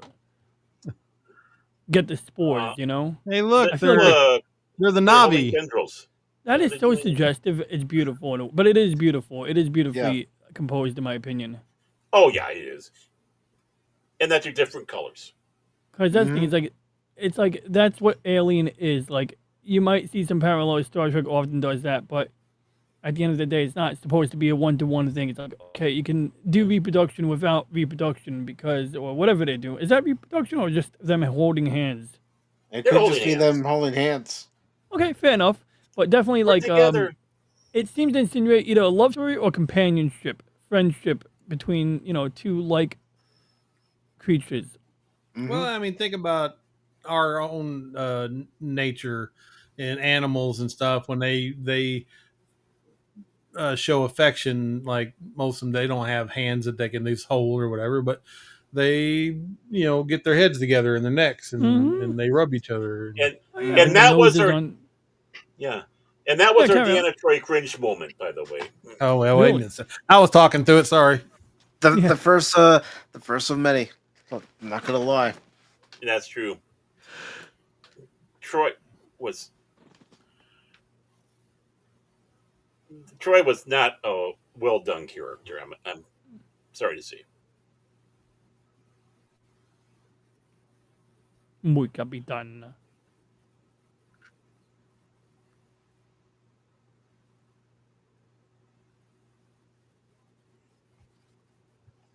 Dun dun dun. The Borg. LQ plays a big factor in the The Federation's Borg, yeah. first encounter of the Borg. Second encounter. But he would show up later on in this season too. Yeah. Now keep an eye on something here. Keep looking back there and look at Troy in this part on the Enterprise. Notice what she's wearing now. Boots. She's wearing a scant. She's been wearing a She's been wearing one the whole show. No, I mean Yar. Oh yeah, Tasha. Okay. Oh yeah. Yeah. Gotcha. My Tasha Yar figure does not wear a scant. Well, she I have soiled her one. uniform, Too. so she had to change. This is all I got clean. God, I hate these things. Yeah, he did come back too much. I'm gonna grab again, Tasha Yar. Okay. Whoa. A special appearance by DeForest Kelly. Yeah. Mm-hmm. Yeah. Battle Bridge Con. Let it be to be named Chief Miles Edward O'Brien. Right. They didn't know what to do with him for the longest time. No. With ranks and stuff like that. But think about it. Effectively, this first season, Gene Roddenberry basically alienated DC Fontana, David Gerald, many of the other people that worked on the show, that worked on the old show that was supposed to be helping them. And it was not necessarily a peaceful split either, especially between Gerald and Roddenberry.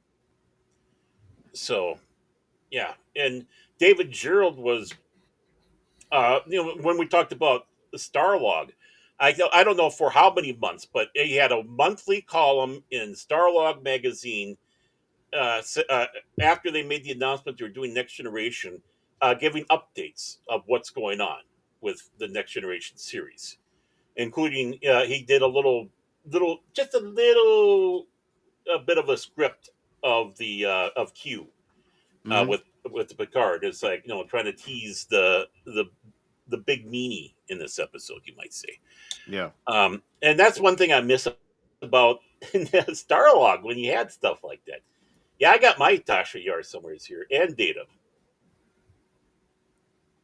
One thing I hated about those figures? That the phasers were permanently in the hand. Yeah, you couldn't take them out. Mm-hmm. And there's the Dustbuster. Used for the first two seasons and changed out for the third. Oops, I was on mute. And But then yeah, even those Type 2 hand phasers that were introduced in Season 3 of The Next Generation were eventually changed for First Contact. And then, she yeah. has a cell phone right there, as you can see. It's clearly a 1980s cell phone. But you know what's interesting? If I was not unwilling to open one of the two packages I have, these could be opportunities for like a quick paint job or a little remodeling. But I'm not daring. But how can she keep peace? How can she be a representative of diplomacy if she's holding a phaser all the time? Well, she is chief security on board the starship. Even when she goes on an away team mission, she still has to make sure that she protects the other members of the away team. Not to say She they can't protect themselves, because they're also going to have hand phasers. Right. That looks like a dude, but she it looks like engages in aggressive negotiations. it looks like Baron in a comic book. You, It's a you, real you thing. mean the one that I got back here where I'm in? It's like Will Ferrell. Oh, no. Easy, I'm not It's kidding. over there. My page is over there. Yeah. Don't make me bring up the page. I'll bring it up. And let's take a look at the combat actually. But not too far off, to be honest. He's not joking. He actually is in Yeah. a comic. Yep. Mhm. I'm dead serious. But yeah, it's a pretty good com badge actually. You got that silver on gold duranium. Her pips, Yeah, so her pips accurate? Yeah, Lieutenant. What they basically did for Next Generation that they got away from the original series is they went with the full how the naval would be. In other words, one solid pip is one solid line. If you had the pip with the black, and it'd be that narrow line that you have for officers in and such. So the captain would have 4 stripes in today's military. Picard has 4 full pips. So, boastable. And the funny thing about it is, Data and Troy were some of the harder ones to find, but they overmade Rikers. If you'd open the box up, it'd be like a mixture of everything. About half of them were Rikers in the boxes they sent to the store. So I mean, his figure was worthless. You knew it was hanging on the store after it happened. But yeah, Galoob had that. They had their own bridge that they made for that season 2. The little frog shuttle. I love that shuttle they had. I love that shuttle they had when they first came out with The shuttle pod? No. The actual shuttle. But the frog shuttle, the one with the beautiful curves on the front and that weird sensor window. Yeah, that was a nice one. Yeah. And they actually took one of the Galoob toys to use in the wreckage of a battle, the Borg battle, floating out there. So, do I have that out? The phaser? That thing is so huge. That thing is so huge. I don't know if I have it out or not. If I got it the way, maybe. And it literally has a Star Trek sticker on it. But they didn't come that way, believe it or not. Oh, okay, good. That would be weird. Yeah. Oh, here it is. Here it is. This is mine. And it's the ship I have, but brand new. Nope, just a second here. In fact, I could hold it in the camera frame if we want. There we go. See? Let To me take scale. off the virtual camera. And that's basically that. Real quick, one last tidbit here. Starfleet personnel file. Name, Yar, Tasha. Rank, Lieutenant. I'm going to talk like Michelle Barrett. Duty, Security Chief, USS Enterprise. Origin, Earth colonies, Ukrainian descent. Oh, that's how she ended up there. Profile, born on a failed colony of renegades. And, am I supposed to talk like Michelle Barrett? Whatever. I'm Yeah, just gonna nailed roll with it. And of the undesirables, Tasha is now totally devoted to the USS Enterprise and crew. Physically strong and expert in the arts of combat. As security chief, both aboard ship and in landing parties, she uses all her abilities when danger threatens the Enterprise. And that concludes our presentation on this box. 1988 Galoob. I got approved for purchase, 1 mission point. I believe if I send 100 more of those, I might get something. Back to you. If you have a time machine. And there you go, DJ. Tommy, real quick, I just Ooh want to la acknowledge la. Tommy's No Star comment. Trek logo. Tommy says he had shown off That's about good. 8 of the old Playmates Next Generation figures on his toy show, all sealed and packaged. Yep, collectible past. Hmm. That's his show's name, I think. But yeah, I mean, you saw what they looked like in the show, and then you get this thing, this huge, Yeah, you it's know. not like a mini phaser at all. No, But I in guess, fact, it's even larger than I think Phaser 2 in the original series. well, Or Phaser 1, I mean. yep. Well, I mean, even the Phaser Type 1 that Playmates released is bigger than that thing. Mhm. Yeah, this comes that way you can change the light out in the inside. This always slides. It's like, come on, do you have to always slide? But no, mine never came with a next generation sticker, so I don't think. I think what you saw was a pre-production that they were out there like they usually do. But yeah, I wish I got the Gloob Enterprise though. Yeah, That would they have got them on been eBay for nice. pretty cheap. Yeah, I should do that. I should do that. I was And surprised. I then was looking on eBay to see if I should get another one. You know. they had a special thing where you could get away and get these little plastic Enterprise with the saucer separation and all that. Then they started giving away like in Cheerios or whatever. You can have so many box tops and you can get it free. That's how I got mine. But there was some sort of contest, and they must have had a huge leftover. That's all I gotta say. But that's one of my favorites. Nobody I wanted actually to got. eat that many Cheerios except for you. Mhm. Yeah, I mean, well, other people in the house did. I mean, it's kind of hard for me to get all this stuff out without having Fibber McGee's closet falling on me, but a lot of that stuff's in there. But and I- but yeah, the Yeah, only action figures I got was Data and Troy, and unfortunately, through time, the glue on the Data figure uh, dried up and it came apart for the backing and all that. I still have the backing and all that. Don't get me wrong, but that was a disappointment that that gave away. But Tash is still in hers. a data. Oh, the glue for the packaging itself. I got you. Mm-hmm. Mm-hmm. Yeah. So it's They use the same glue that Post-it notes use, so it just it fell off. seems like it. Yeah, it really does. But yeah, I mean, for a first episode of Next Generation, I mean, yeah, it didn't exactly go ooh ah. I mean, not, at least not me. But it was like, okay, well, let's see where they can go with it. Yeah, Nothing like you, and man. I get it. You know, you see some things in this episode that stuck throughout the series. They might have done a few tweaks here and there, and then there are other things that they decided to drop. You know, Yeah. Troy's ability to sense emotion that Hmm. changed. Hmm. Yeah, that. Yeah, I think that was. I think they should have kept that up. In that because that's what the character was supposed to be, going out there and being an empath. And I feel something, Captain. So what they do primarily keep her on the ship and sit in the chair and go, I feel something, Captain. I mean, really, honestly, her character was worthless until about the third season. Yeah.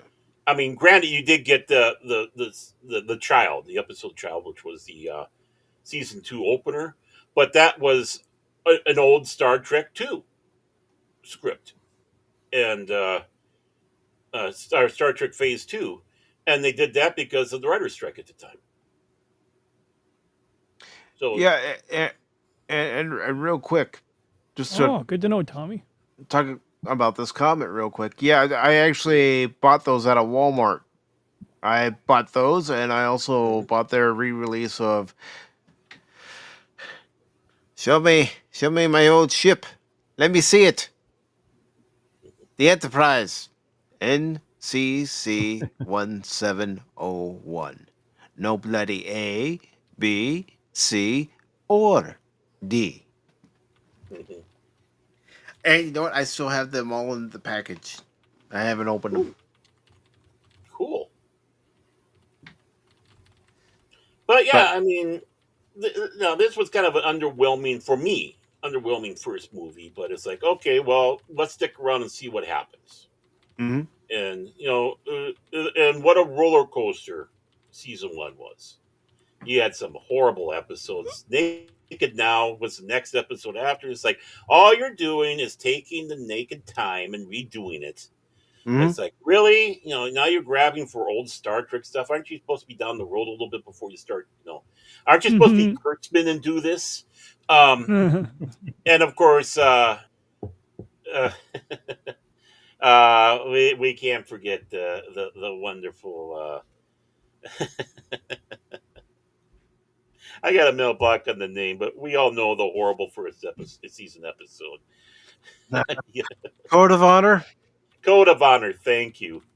But it had its gems that came out too. It, Had the battle it 1100 1001. it did, but Code of Honor is going to be an episode we're probably going to end up tearing apart. Ooh, I think that's No a great mercy. episode because it Huh? really showcases how a woman can indeed fight a man who's tough. Yeah, but folks, don't leave the Cosby side just yet because I did promise Okay, that. yeah, I did leave. I'll go back in there. Okay, because I did Have promise I would share with everybody over on the Cosby side what the original theme for Next Generation was supposed to be. Ooh, I've got faith of the heart. No, no, not No, not no, not that no, theme, not that theme. no. Patch Adams wasn't out yet. No, no, no. Rod They Stewart decided to hadn't retire recorded that Scotty yet. in the comics. Hmm? They decided to retire Scotty in the comics. Yeah. Is Cash Money spreading, his misinformation again? He is from California. Ah, Yeah, that's what they Jokes do. aside, I could actually imagine that. I just don't know the context beyond what I read. Okay, so what you're going to notice is that the beginning sounds like it does throughout the whole series. hmm But it's after that introduction that we get the theme that Dennis McCarthy had originally come up with. So I'm going to start playing that in 5, 4, 3, 2, 1.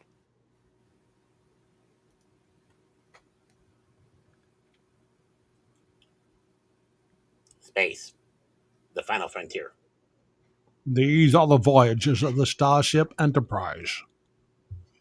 Its continuing mission to explore strange new worlds, to seek out new life and new civilizations. To boldly go where no one has gone before.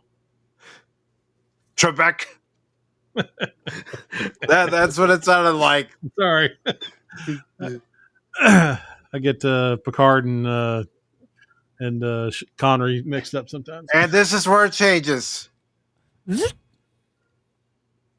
Oh, whoa! I did not see that coming. Sounds like Galaxy Quest. Yeah. Yeah, buddy. Yeah. And I did not see that coming at all. For all we know, the Galaxy Quest theme could have been inspired by this theme. Could have. Yeah. So I'm just going to put it What? back a little bit because Lady Miss didn't get to hear that transition. Okay. So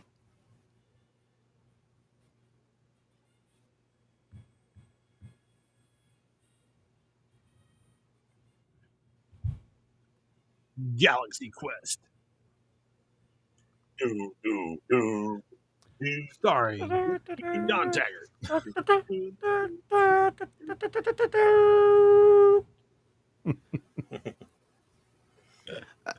I mean, when you hear this version of the theme, what are your thoughts? Cheap. Yeah. Super chintzy. Like it sounds like it's trying to be like some definitely sounds like some horn blower thing going on in there. But like, gosh, like so glad they recycled the motion picture song. Yeah. Always drove me crazy a little about that because they took out segments of the motion picture and it's just like, whoa, that's abrupt. Mm-hmm. I'll give What you a I bit of a put what I put in the private chat there, Mike, I don't know if you're interested or not. That is the first fan film for Next Generation called Pepsi Trick, The Next Generation. And Mhm. it uses that theme for their opener. Okay, I'm Oh joining no, the sorry to hear room. that, ladiness. All right, it's not letting me. You might have to bring it up, Baron. It's not letting me. Oh, I don't know how to do that. I don't Should know bring how to up the Galaxy Quest theme on YouTube, and I mean, I it's real I close. could probably Hey, pop it in there. let me try this here. All right, Copy.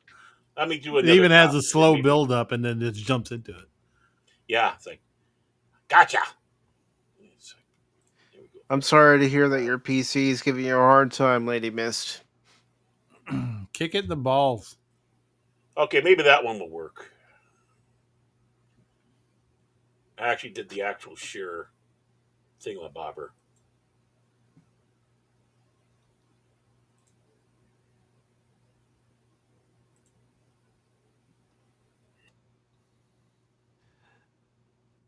No, because the link that. Come on, let's try this again.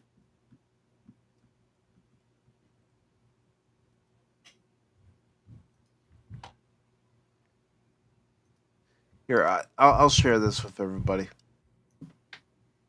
Okay. Let me just stop sharing that, Mhm. and I'll go ahead and share this. Let me just up the resolution. Yeah, it's grainy. This is from the 80s, so late 80s. So Yeah, it definitely looks like VHS-y. Like it was recorded in, a camcorder. there we go. Yeah, so let me That's just. pretty much it was. You know? Mm-hmm. Yeah. They have a new Seattle on Star Trek. They had an earthquake. Sometime in the And yes, I do realize that the video quality isn't that great. No. But it's remastered.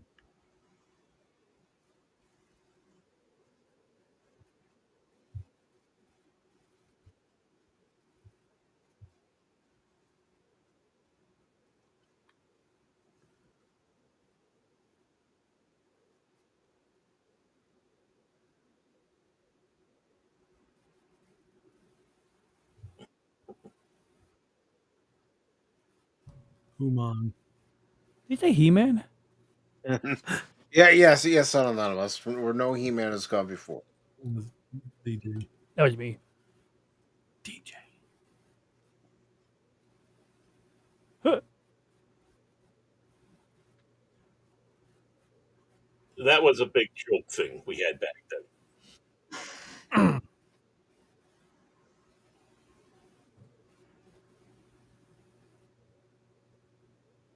And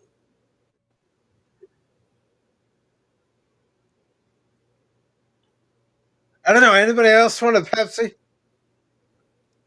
well, it's a taste of the next generation. Production value is astounding.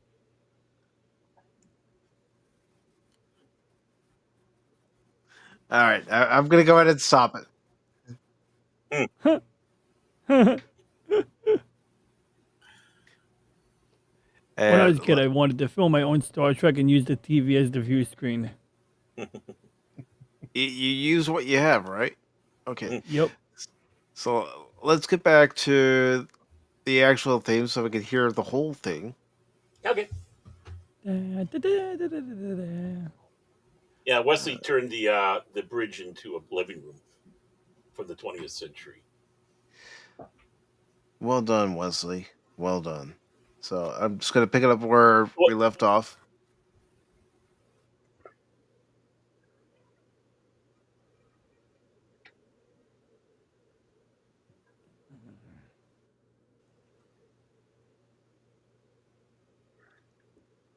I mean, I don't know what Dennis McCarthy was going for. If he was going for a nautical, I'm sorry, he didn't. He didn't hit the mark. No.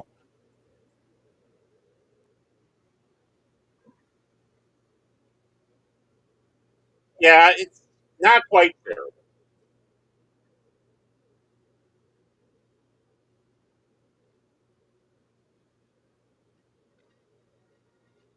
Yeah. Now, what I would have liked is, let's say he took this theme and refined it and used it for Enterprise. Yeah. No. Nah. No, I don't think it sounds Star Trek. It just does not have a feel of Star Trek at all. No, well, neither did Well, using Patch Adams. I mean, I got I like the over song it. myself, but yeah, it was. If you want to go the Star Trek orchestrated, theme song route, yeah, yeah, if you're on that side, yes, it did not work, and this would not have worked either. No. It screams generic sci-fi show that got canceled after 6 episodes. And you know what? Yeah. Next Generation probably would have gotten canceled if they went with It that might have. theme. It's like, You ain't kidding. man, I tuned in when I tuned into TNG. I wanted to hear that intro. I wanted to hear the beginning of it. I tried my hardest to never miss it because it Yep. was Yep. something you could sing. It was very way better arranged and orchestrated than all this stuff. It was catchy. You could sing it in your head, and that's what you want. You want that earworm, and every time it comes on, you know it, and you go along with it. Da, da, da, da, da, da, da, da. Da, da, da, da, da, da, da, da, It was da. brilliant. And considering that theme, when it was written for the motion picture, went through its own rewrites. Mm-hmm. But what we got was brilliant. Yep. Mm-hmm. And there's been like lots of TV shows that have those just epic intros, and I know. I'll make it smaller, DD. I'll make it smaller. No, I'm just joking around. I'm looking at the logo. I wanted to make it look like I was looking at the logo in my room. No, it's cool. It's cool. I like to have the logo here. It looks beautiful. Actually, I was truly admiring it, though. I'm not even kidding. Just think make it it looks- bigger and put it in front of his face. Well, we're on the topic of the logo. Did you type that up? Did you get a Star Trek font and put those together? I got a Star Trek font, and I'll tell you what it is. It's Montalban, it's Final Frontier, and it's Edge of the Galaxy, are what the fonts are called. Looks nicely blended and everything. I like the blending that you did on the red with the number, the episode number. All at the in bottom. Photoshop. Yep. Okay, so you did use blending options. Mm-hmm. Yes. Cool. So what are you guys talking about again? I'm sorry, I'm distracted. We're talking about the theme. We're talking about Jerry Goldsmith's motion Yeah. picture theme and how it's I mean, memorable. It's like there's a certain like epicness, even with Voyager. You just it's part of that experience from the start of the show, and even Enterprise, like that ending song. If you ever stick around for the ending credits, that song was pretty good, and I don't know if it was supposed to be the opening theme. No, I think it's actually got a name. I think they should have used that as the main theme. A lot of people Well, say that, and there is a fan edit on YouTube or two, probably a number of them, where they do substitute that song. And the name of that song, by the way, is the Archer theme. Mm-hmm. It's on the Enterprise CD for the first episode, Broken Bow.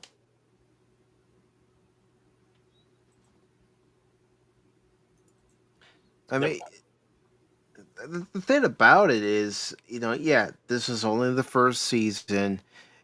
It wasn't just Dennis McCarthy who was trying to figure out how to do music for the next generation.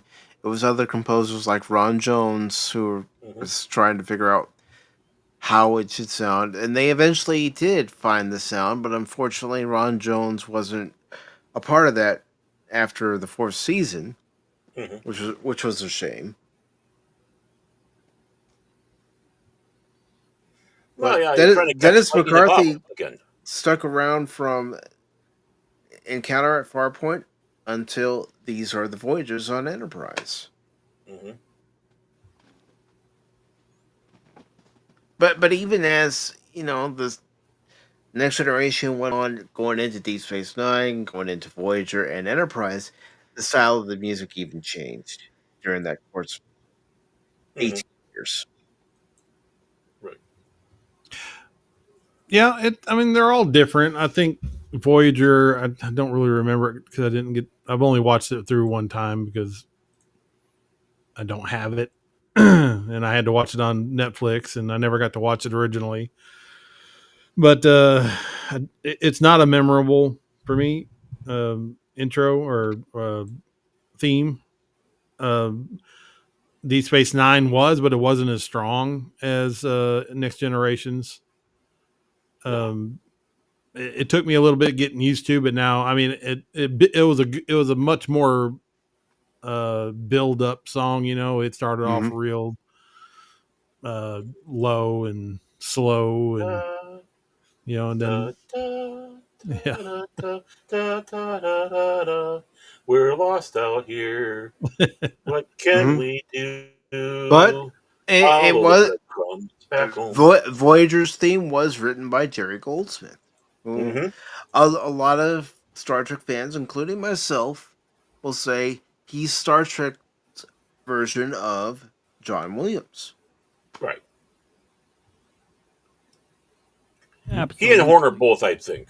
I mean, both of them really had a shape to the music of Star Trek. Hmm. Um, and yeah, unfortunately, we lost both of them. And Yeah. I mean, I don't know what they got for new Trek, garbage, but I know it's probably not as good, even though no, we're told Uh, otherwise. although, because we've mentioned this already Hmm. in previous live streams, what we do laugh at James Horner for his music because you do hear the Wrath of Khan in Aliens, and you Hmm. also hear it in The Rocketeer. You hear Yep. that theme. Hmm. Yeah, he was known for doing that. Yeah. well, I mean, even John Williams Hmm. ripped off some stuff for Star Wars. Yeah.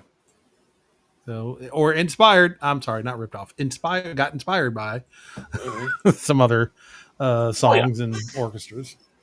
Hmm. But it happens. There's nothing new under the sun, I guess. No, I mean it's all inspiration. I mean, Hmm. Star Trek was inspired by something.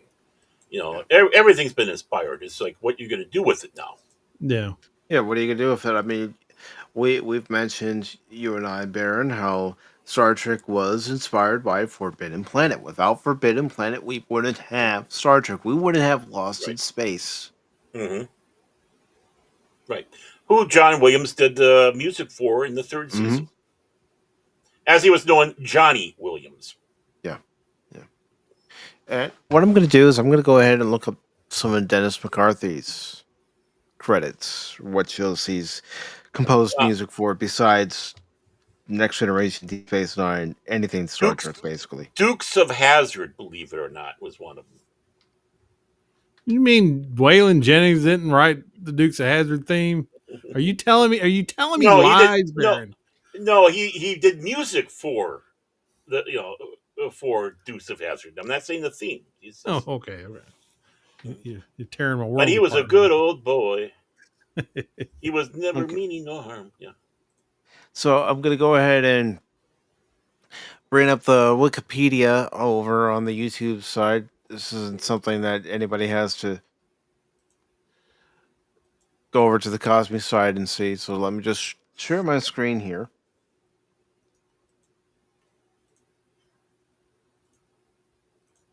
All right, I'm gonna go ahead and put it on the whole screen, and I'll make sure to increase the screen size so everybody can see. Especially those of us that have bad eyes. All right. So I mean, even in here, it does mention, of course, Star Trek, but he also did music for Dynasty, V, MacGyver, Sliders, Dawson's Creek, Project Greenlight, and then if you go even further, it lists Prey TV, Off the Wall, The Kid with the 200 IQ, Last Plane Out, Gone to Texas, Kaleidoscope, Daddy, Aladdin. Mm-hmm. Let's see. Of course, you know, Tanya and Nancy, Aladdin. The Inside Story, and of course that's Nancy Kerrigan and Tanya Tanya Hardy. Harding. Yeah. Mm-hmm. All the real ones know that. Hmm All you youngins out there have no clue what's going on there. Of course, Generations. You have The Colony, Lion Eyes, Love's Deadly Triangle, McHale's Navy, and let's see. When Innocence is Lost, Breastman. That's what it says. Breast I'm not making Man. I'm not making this up. Letters from a Killer. Never heard of that. Ultimate Deception. Having Our Say. The Delaney Sisters. First 100 Years. And let's see. Let's go to television. Okay. So the Glenn Campbell Good Time Hour. Barbara Mandrell and the Mandrell The sisters. Mandrell sisters, buddy. Oh yeah. Yes. Enos, Private Benjamin, Hey, Gunshy, Small and Fry, The Fall Guy. Ball Guy. Mm-hmm. Mm-hmm. Used to watch that as a kid all the time. Yeah. Mm-hmm.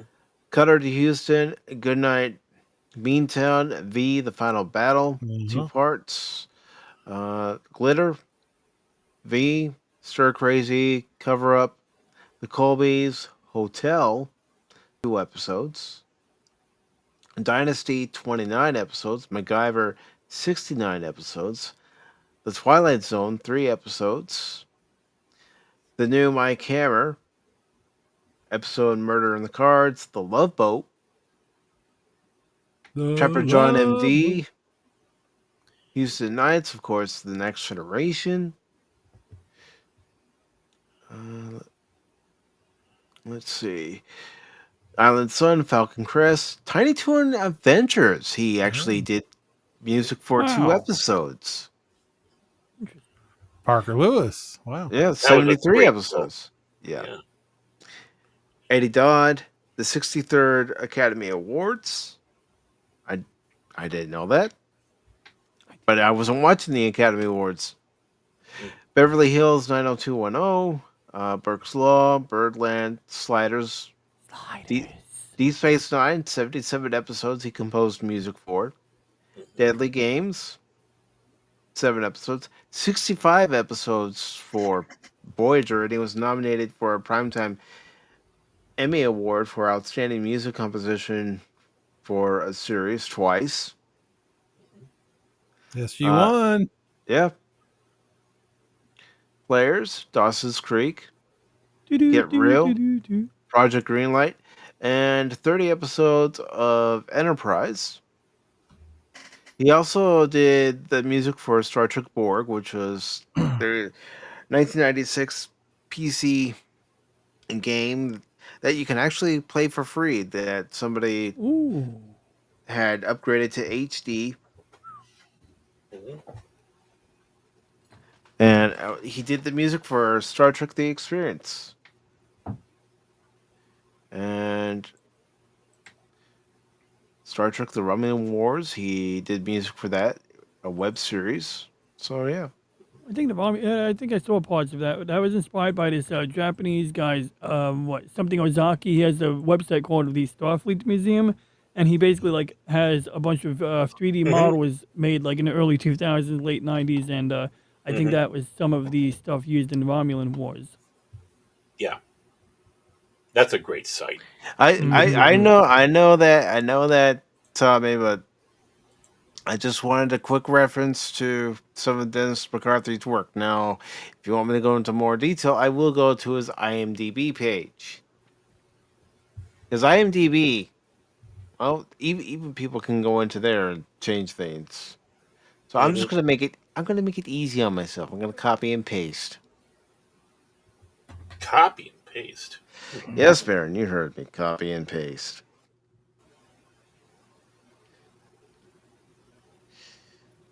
It's like the TV show reboot. Copy and paste that.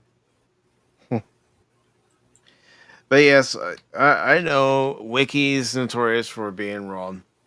Hmm. They do have some correct information, but let's be honest. Well, you just used them, Mike. Yeah, I know I did. All right. Let me No, I see. don't think that's him. I know that's not him, Baron. What do you think? I'm some sort of pack lid? Here, hold on. Let me find the. Let me Backlit. find the right Dennis Backlit. McCarthy.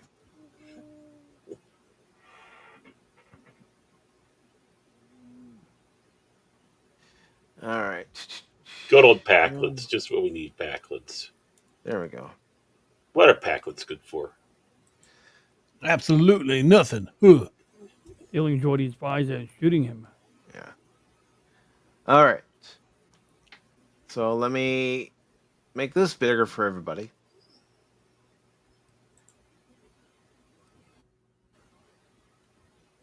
All right. So he's actually done some work this year for Wife Stalker. Let's see. Never heard of Jordy it. or To Joel?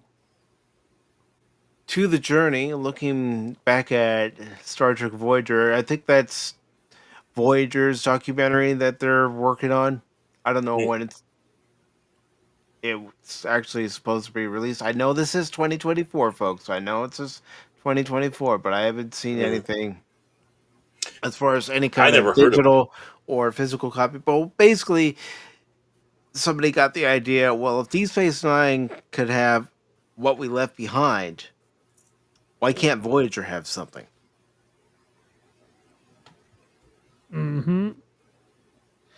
But let's see, Sunflower, Ember, Life in Three Letters, Latasha Harlan's A Rose That Grew from Concrete, Hidden Faces, Yearland, What We Left Behind, looking back at Star Trek Deep Space Nine. Of course, you can also find that here on YouTube. Mm-hmm. And I still think Paramount and CBS should release the series in HD, especially when the series was filmed in widescreen. And they even showed in What We Left Behind that they can enhance the digital effects Mm-hmm. to make them look pretty good. Pretty good. Right. But this is what he's worked on. Let's see. Let's go to see all. Escape of Khan. Launch of Botany Bay. It's a video. I don't know. I might have to search for that and see if it's any good. But there you go. Enterprise. 30 episodes. Star Trek Roddenberry. Let's see. Landers. Of course, Star Trek The Experience. Borg Invasion 4D. Uh, let's see. Of course, 4D. obviously, a lot of Star Trek, and of course, Alien Fury, Countdown to Invasion. Let's see, Get Real, Dawson's Creek. For any of you Dawson Creek fans out there, No, Like there's Cash. none. Cash. Cash. Oh well, like of it's course, cash. I mean, of come course, on. some of the same ones that we already saw. McKell's Navy, of course, being one of them. Love's Deadly Mm-hmm. Triangle, The Texas Cadet Murder, Star Trek Borg, The Care and Handling of Roses. But yeah, I mean, he's got a long list of credits where he's composed music. Mm-hmm. He even did an episode of the Plucky Duck Show. Lucky Duck Show. Well, you know what? I'm going to say it. I know I'm trying to keep this show serious, but since Dennis McCarthy was a part of the first episode of Next Generation as a composer, and he composed music for an episode of the Plucky Duck Show, Since J.J. Abrams and Alex Kurtzman and company have taken over Star Trek has gone down the hole. That's my one little funny for tonight. That's it. It has though. I wish you could say it was funny. That's what my face is for. Yeah, but yeah, I mean, Oh, nobody's if always we making fun now. scroll down here, I For still people stick who my can't see thought me, I out. just made a funny face. Oh, now this is interesting. One of his first credits, John John Wayne Wayne. and Glenn Campbell, and the musical West. Hmm. Wonder if we can find that on YouTube. Maybe Uh, One way to find out, isn't there?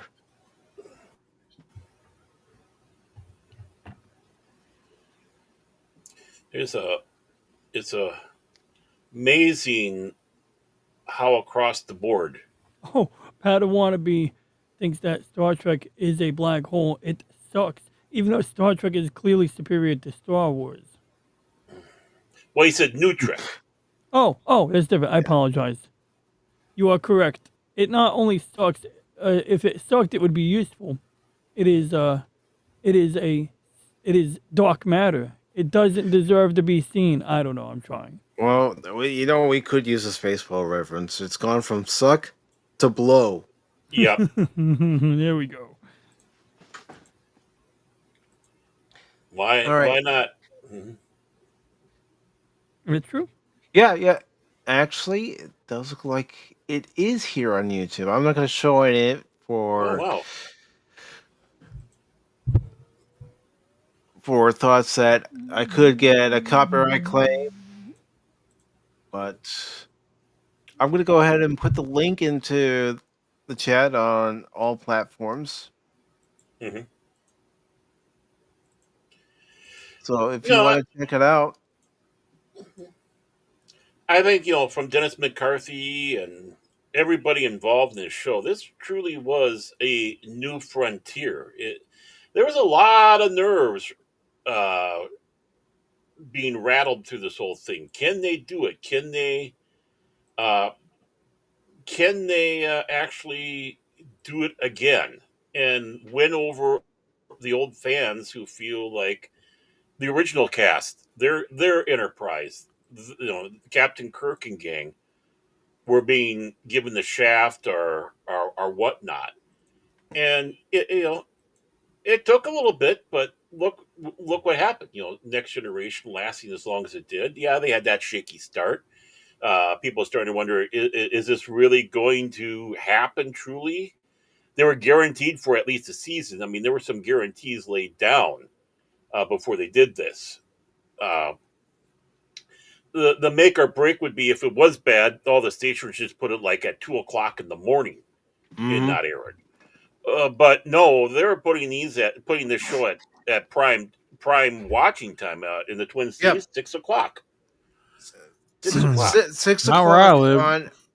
on XCTV channel 6 on the weekends, and sometimes you could catch it later because of a football game. Of course, this is later in the show's lifespan, Mm-hmm. but uh, other markets like the Los Angeles market, because at the time we had cable and we would get our main San Diego stations, of course, but some LA stations. Well, KCOP Channel 13 in Los Angeles showed not only the original series but Next Generation, and you could usually catch new episodes of Next Generation on Mondays at 9 o'clock Mm-hmm.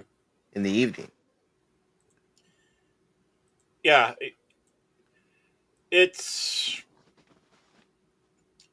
it's amazing the long, strange trip because as syndicated, made for syndication programs were nothing new. I mean, go all the way back to Sea Hunt with Lloyd Bridges, Mm-hmm. and of course, you had the other shows like Sir Lancelot and Sherlock Holmes and the Adventures of Robin Hood. They were made in Britain, but basically on syndication. But this was the biggest risk anybody was having because you're having, as they were saying, $1 million an episode for a Hmm. syndicated show, which doesn't have a guaranteed, from one broadcast area to another broadcast area of a unified time.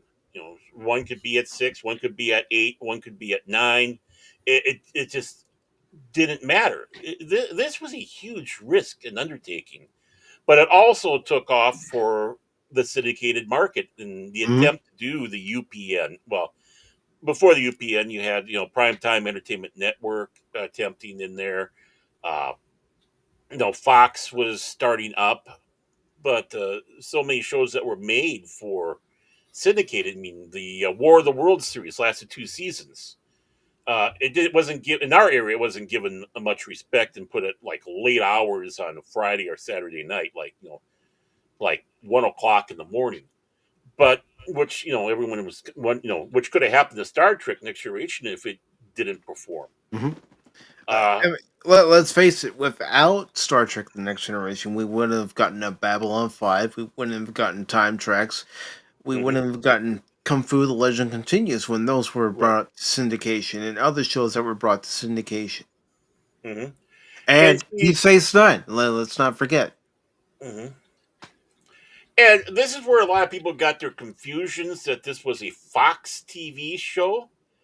Well, because Fox had a limited time that they had for airing things. It was only Saturday and Sunday, and like a couple hours on Saturday, and basically about 3 hours on Sunday, and that was Yeah. it. So, That was very much how UPN started out. mhm. So a lot of these Fox stations bought it up in syndication and aired it on their networks. Not in our area. The Fox station didn't pick it up. It was the Independent. And then they became Fox. Um, but because there were so many Fox stations, people thought, oh, this is a Fox TV. No, no, it wasn't a Fox network show. It just happened to And be I on think Fox affiliates. right, exactly. A lot of them. Not in our area until, like I said, there was a big hooey hawk, but that's broadcast history. That's for another time. Uh, and so that's where some of the confusion was. Where the first Star Trek Phase Two was supposed to be for the big Paramount network, that didn't come to fruition, which is why then it got turned into a movie. Plus that and Star Wars. Um, uh, it's kind of funny that Voyager became the flagship for the other Paramount network, UPN. Hmm. Only took how long, ever long it was. And Yep. as you were saying too, it's like this was 21 years after the original series started, and it seemed like it took forever to get to that 20-year mark. Hmm.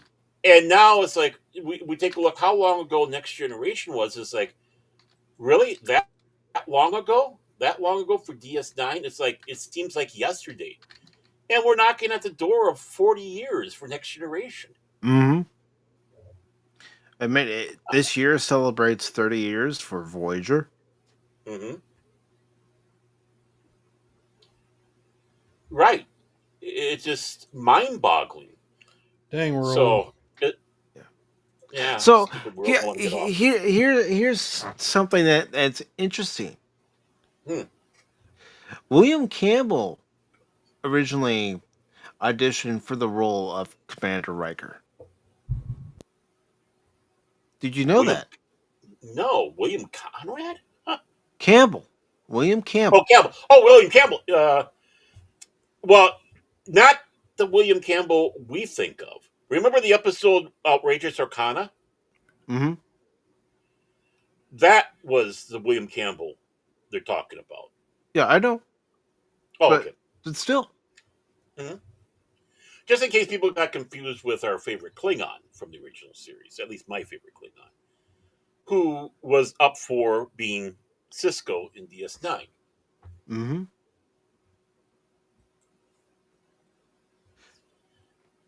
Outrageous Arcana, which was a really episode in my opinion.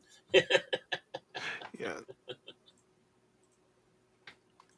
and let me see, because I want to verify something because I could have sworn I had heard this one day, but I want to verify before I Mm. go spouting off. And Well, you know me, I'll spot off.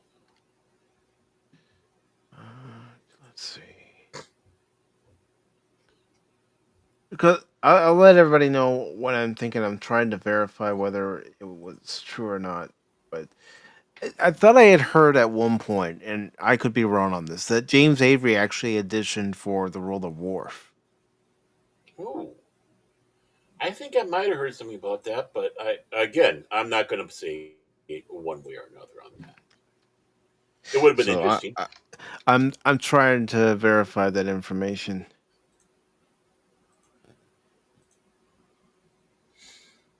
Yeah, in some ways, Next Generation was a blessing and a curse for Michael Dorn because Hmm. he had job security for however years, but he couldn't fly his planes. And that's one of his hobbies because Yep. he came to a convention in San Diego and he was still in his flight suit. Hmm.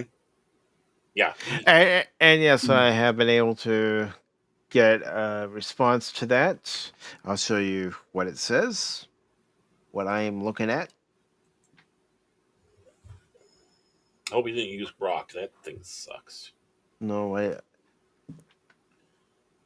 use Bing. It says James Avery was one of the 3 finalists for the role of Worf in Star Hmm. Trek: The Next Generation. And of course, he was cast as the Klingon General Kava in Enterprise's 4th season episode Affliction and Diversion. So he did get to play a Klingon a number of years later, Hmm. but he had originally auditioned for Worf. So yes, Uncle Phil, also the voice of the Shredder, had auditioned for the role of Worf. Now, see how that would have affected other popular shows. Hmm. It doesn't guarantee that James Avery would have been able to do the voice of Shredder. We know Right. he probably wouldn't have been able to become Uncle Phil. Hmm. Two roles he's known for. Right. Yeah. He wasn't known for one because he didn't get a chance to, but now he was known for others, and Mm-hmm. that's the one thing actors that should be for the actors that even if it's just one role you're known for, at least you're immortal. Yeah, I mean, at one point, Rick Berman and company for the role of Siskel were thinking of Billy D. That would have been awesome. Welcome to the cool side of the station. You know. You say that, but I mean, Uncle Phil wasn't a good fit for Worf for story reasons. I mean, Worf needed to be somewhat of a leading man, romantic type sort of thing. I mean, you want to make stories, doing his past and about obviously Kalar and Mhm. they didn't have that in mind, but they probably had a thought in his head. Well, he needs to be good looking enough, young enough to Mm, where you could tell these kinds of stories. yeah, And I don't think Well, Uncle Phil really fit that narrative. And again. Oh, go on. well, I mean, as far as Billy D, uh, does he seem like the Cisco type? You know, it would have been a very different take on Cisco. it would have been Right. and it might not have worked at all. Might not. Yeah. Maybe if there's a parallel universe and they have a video store, we can connect them. I mean, I'm serious. I wish there was, where Yeah, you could see what could have. I mean, when it comes around to James Avery, though, he had at least if he would have gotten the role, Yeah, he had he would have been he able to had get his voice to sound authoritative. right. But no, not he only would have that, had that aspect of him. Yes, but But the thing is when the casting was happening to when the show was starting, Worf was only thought of as a background, one of the background characters that would come, like your Lieutenant Leslie or Lieutenant Kyles, Mhm. of the Star Trek. They had no idea where this character was going to go. They just wanted to have a Klingon on the bridge just to show, hey, now we got Klingons. Yeah, But you know, somebody had to be thinking, you know, having a Klingon on the Enterprise was a big deal, Well, of right, course, it would be a big deal because during Kirk's time, Klingons were the enemy of the Federation. right? And now, and whether they thought, well, he's going to be a permanent fixture, or we're just going to, 86 him, three or the after the first season, well, we had a Klingon, but now we don't. Uh, yeah, I don't know if that's the case, or they're thinking, yeah, we don't know what to do with him, but we do have plans to do something with him, yeah. and I we mean, need to make stories for him somehow. right. And it would have, I think it would have gone to who the actor was and what they could do and play off the strengths for actors and stuff like. So we Yeah, could have gotten a very different Worf, Hmm. yeah, right? In this, and whether it would have better, worse, or it would have been, it wouldn't have been better or worse, but just a different direction, and it's something that people could see. Again, that's Hind, the parallel universe video hindsight's store I wish was 2020. out there, right? It's like the one thing we have to do when we see something like Encounter at Farpoint, we have to just shut everything down, everything that came after this, even Code of Honor, because we Hmm. have no idea. They didn't have any idea. And they were still playing around with the mix, and they finally started getting it going by the third season. But Hmm. even Worf was, you watch Worf in the first season, it's kind of like, okay, what can we do with Worf? He's kind of going in the area of Troy. I mean, not Troy, but Yar. But, he's kind of going this area. It's like, yeah, we don't have a really set direction until Yar was killed off. Hmm. And then boom, he took over security, which is logical. Yeah, And then the character really started taking off.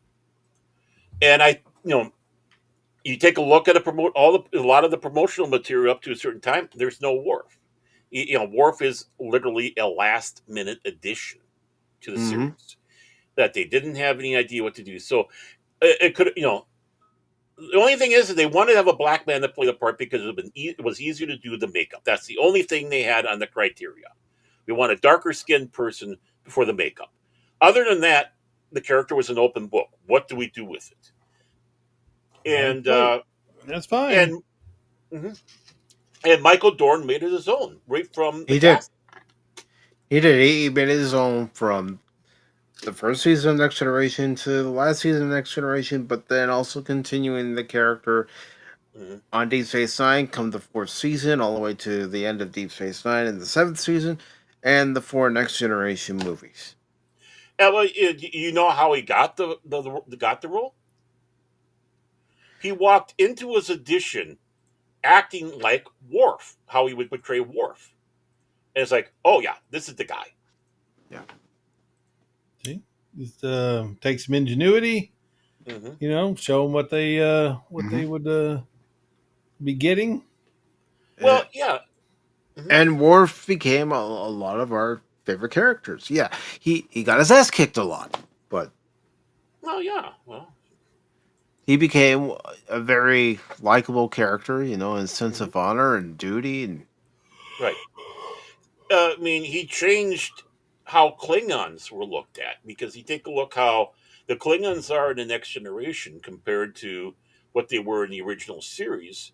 hmm. They're nothing alike. I mean, when you had the honor, the ones that were working off of honor and all that, it was the Romulans. But when you had the ones that were duplicitous and sneaky and political, those were the Klingons. Hmm. And then when Next Generation came around, it was like, okay, Freaky Friday. It's going to be the other way around.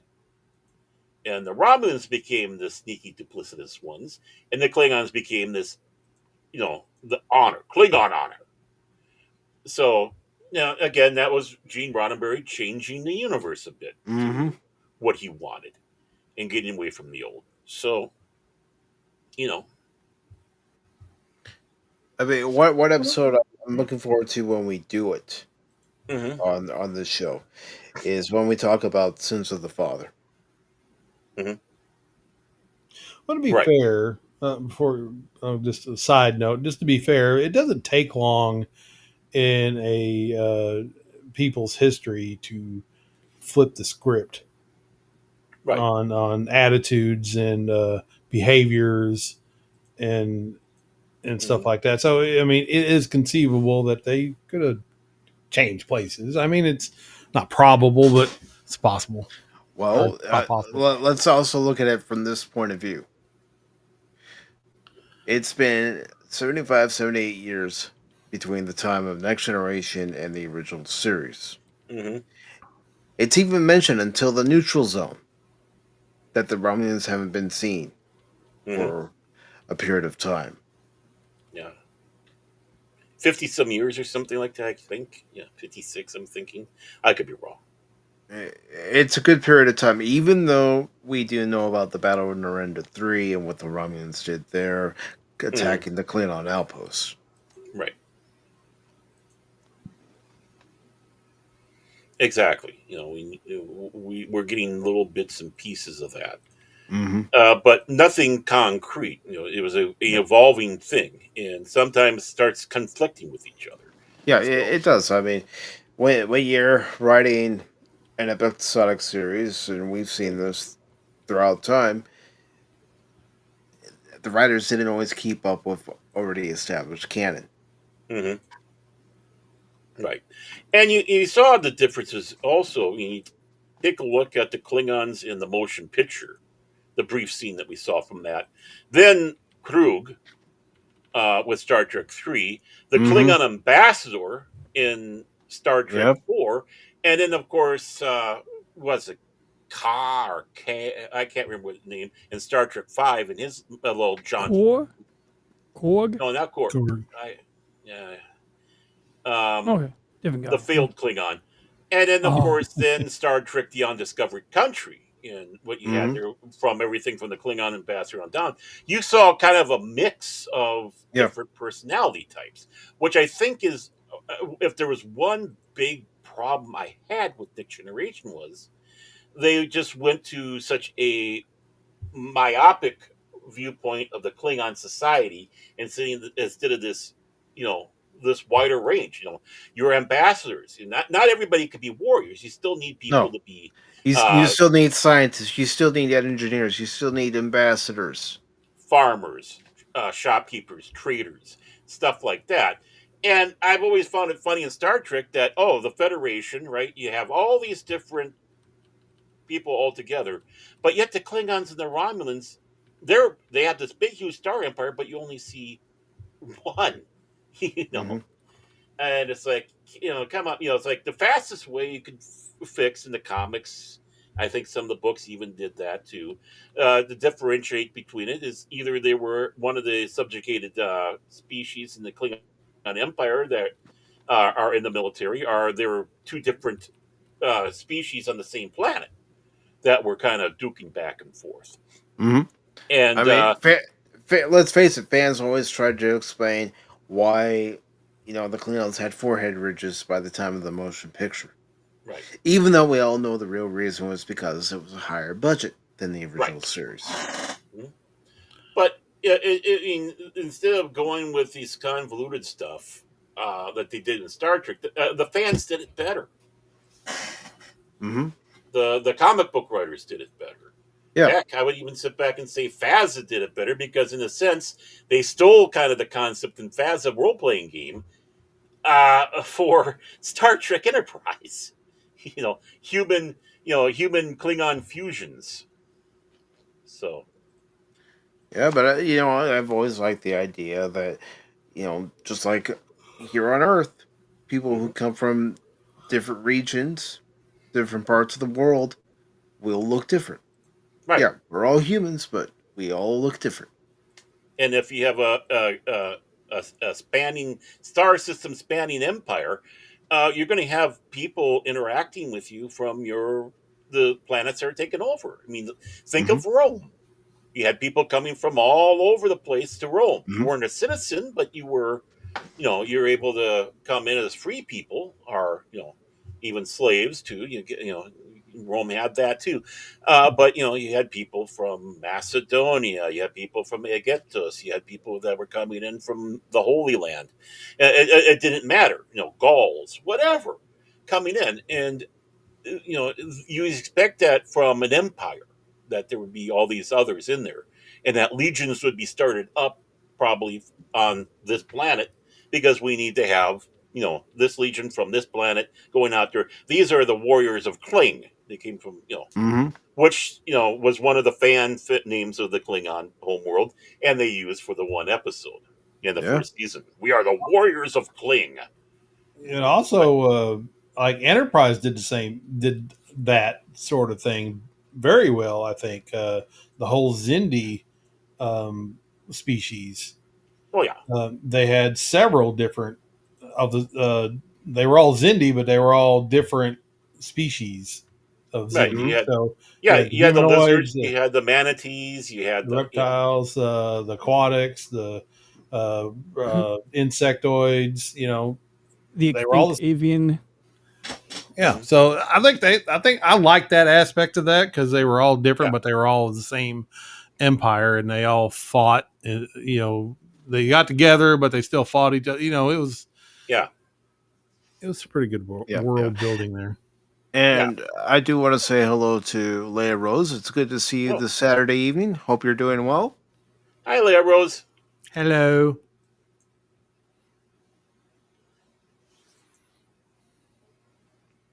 But So, this one episode laid the foundation for the golden age of Star Trek. mhm, I think, man, that whole time period, just science fiction, um, the creative side of Hollywood and stuff, it took off. I mean, mhm, we had some bangers back in the 60s, 50s. I mean, as far as story goes and all that, but 80s is when it just bloomed. Yeah. You had more technology, you had more creativity as far as special effects, music, uh, all the things that all the ingredients to make science fiction and adventure and all that just pop out on your screen. And you had other stuff too, comics and games and yeah. books and stuff. But man, it's never been a better time for any of that stuff other than that time period for everything, music, movies, you name it. Mhm. Well, that was an era of experimentation. Yeah, and it was great. Yeah, you Yep, had it truly things that were was. good. You had things that were eh. Had yeah. You had stuff that was, hey, it's good. Yeah, I mean, it's nothing spectacular, but it's not bad. You know, and I actually I like to think of the original Star Trek and the animated series as the golden age of Star Trek. We're going into the silver age here, and now we're in the third stage of Star Trek. Yeah, the 10 stage, Yeah, and tarnished crap, right. worthless. Um, and you take a look, even though this is I think it's a pretty flawed pilot in many ways. Uh, but It's not perfect. I think uh, it still needed work. yep, it really did. And I think because the fact that they tried to shoehorn something else on top of Fontana's work, um, and that was probably the big thing, and it was Roddenberry doing it. Uh, it's that didn't help. It kind of lost cohesiveness with that, and they should have had DC Fontana come back and expand the script instead of trying to force this one element in that wasn't there. Now, of course, we would have lost Q, but Q could have come. For all we know, Gene Roddenberry could have brought Q in later on in the series. Who knows? Mm-hmm. Uh, but that was one of the problems. Roddenberry was getting his fingers in there a little too much, and forgetting that it was people like Fontana and Gerald that you know were the ones that helped shape the universe. Gene gave it birth and put it out there, but these were the ones that took it and ushered it in. Grew it up, taught Star Trek. This is how you are. Mm-hmm. Uh, all that. So a lot more than Roddenberry did, and it's not taken away A lot from more, him. but also as you've mentioned during this live stream, Roddenberry was still, you know, in a tizzy because he Hmm. was a consultant for the Yeah, Star Trek movies after the motion picture, yeah, because the and motion and picture didn't do and as good as he wanted.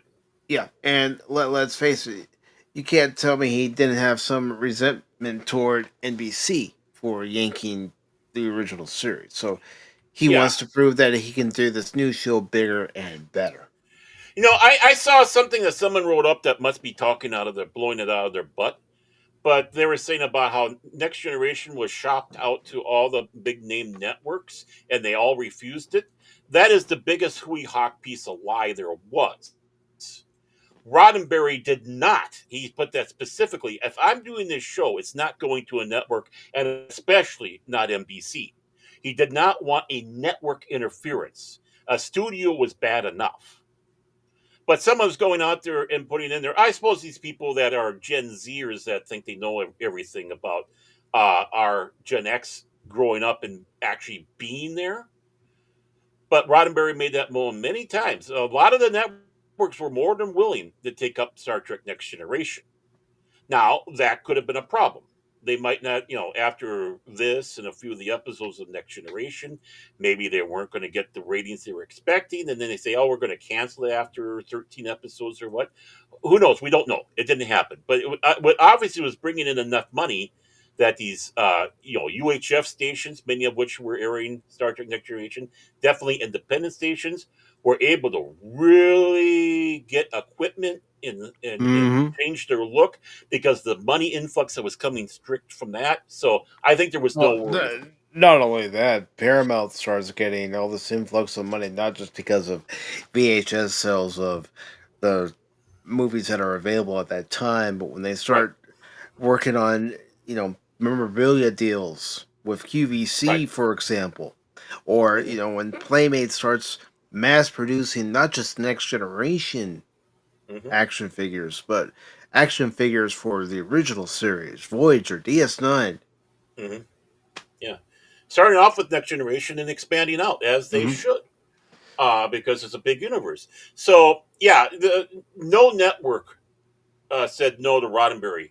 And the reason why they weren't able to give a yes or no answer, it was never given. They were never given the option because of Roddenberry's dislike of what happened under NBC. and rightly so. Mm-hmm. Period. They interfere, and Hmm. if anything we know about Roddenberry, he's very protective of what his idea of what Star Trek is. And I know he had fights, behind the Hmm. scenes for how it goes, but um, the worst thing you could possibly do is hand that right over to a studio or to a network and let Right. them tell you what you need to do with your baby.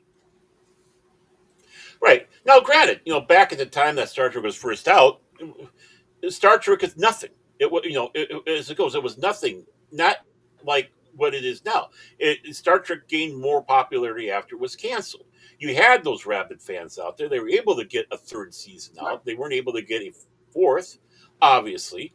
But No, for many people, including, and I know you're leaning to it, but the animated series right, did come out in the 70s. right, because there was enough of interest showing that we want more Star Trek. But Gene Roddenberry, in effect, had left the show on the third season. That's where Freiberg took over, and why we got more goofy Star Trek. Uh, and such. But for everybody that was involved in the show, this was just a job, nothing special. It's just a job, Hmm. right? They didn't know they were making history. No Um, and then, of course, after they were canceled and syndication started happening, and okay, we'll do an conventions, animated series, conventions, right? The New York Convention of '75 was a big one, was a huge one. Space Then, Shuttle of course, Enterprise, hmm right, the letter writing campaign for that one. It really took off. The technical manual by Franz Joseph, all that stuff in the Enterprise blueprints. This stuff started going afterwards. At the time, I'm sure Roddenberry really didn't fully care at the time. Okay, I'm losing out on the job. Okay, but we're used to this. We go from one job to another. I had a failed series with the lieutenant beforehand. I wrote for Have Gun Will Travel. I did these police dramas. Wrote for Dragnet. All that stuff. So it's like, and the same thing with the actors. I worked on this show. I worked on that show. This was okay. Yeah, we like to keep it around because we want a job, but nothing more, really. You talk to people. You see some of these old interviews, and George Takei or Walter Koenig is like, we really didn't know what was hmm happening. It never crossed our mind that what we were doing. It was a job, but then it fired up afterwards. So, yeah, it did. uh, I mean, think about all their reaction when they're being asked to come back and do the motion picture. well, even more so doing phase two. I mean, they were Yeah, all signed on to do phase two, and then they had to change all the contracts again, including one for Nimoy. Uh, who wasn't was returning for Phase Two? No, he was only going to do a guest appearance.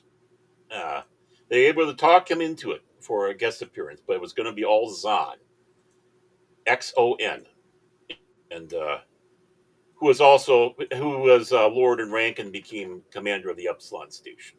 Hmm. So uh, it's a long, strange road of Star Trek, and I think a lot of people, because they've been around for so long, it's been came in after it's been around so long with the next generation and all that. They don't comprehend how it came from a nothing to a something, No, and it's like an an amazing thing, ACDC song says, it's a long way to the top if you want to rock and roll. right? Right, and it was a long, hard battle up there. I mean, Hmm. and not by intent. Again, it organically grew into the giant we have now. Yeah. And now, what's Roddenberry trying to do? Catch lightning in a bottle again. One of the problems is let's have a whole ensemble cast already set up, which right there kind of strangles an organic growth. It's like, no, you have to be back to what your original was. The captain, the first officer, and then of course the doctor coming in because DeForest Kelly wasn't with the show right away. No. He came in episode two, um, or so.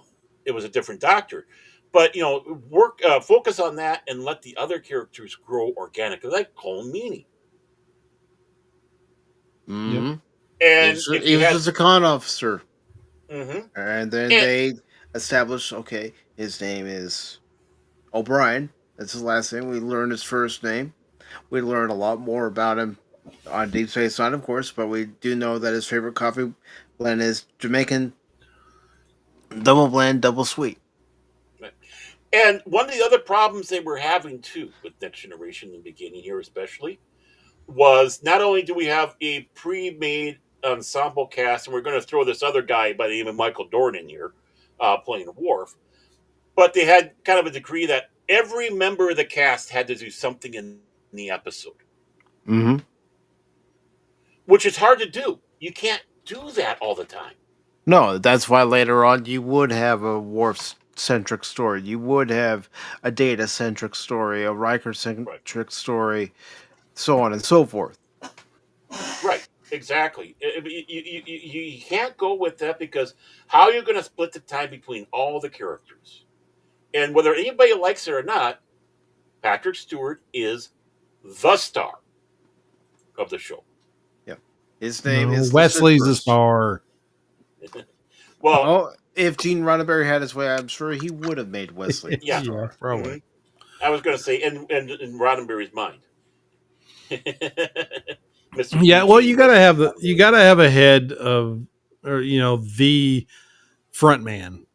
Not in any band, you have to have the front man, and the front man Right. is the one that gets the most hmm recognition, the most airtime, the most pictures, whatever. He's Right. there representing, and of course that's Patrick Stewart, obviously, but hmm not every actual story was about him. hmm Um, No. we wanted to see the guitar player play some stuff, once in a hmm while. We wanted to see the drummer do a solo, Hmm. Right. It's Right. Just like you had a Buck Time, you had, which is Spock centered. The thing is, I think the problem is again, was going in with basically the Star Trek Phase 2 mentality where he already had kind of an ensemble cast.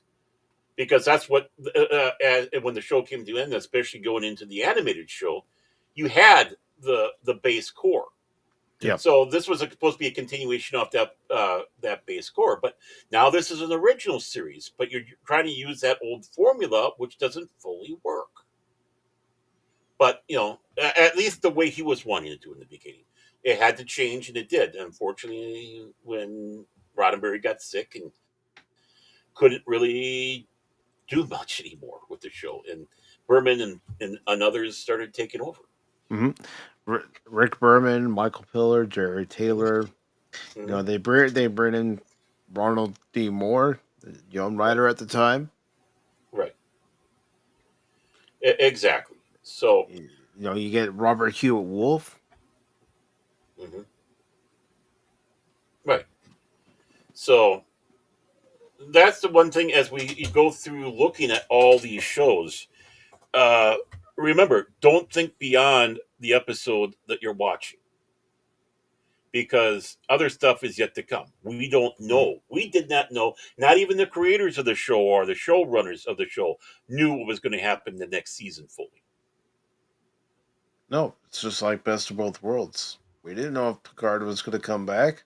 hmm And there was a good chance we wouldn't have gotten them back. It's just like the Borg. The Borg were brought in because the Ferengi failed. And the same thing with the Romulans. The Ferengi failed, so now we got to do something to fill in that void.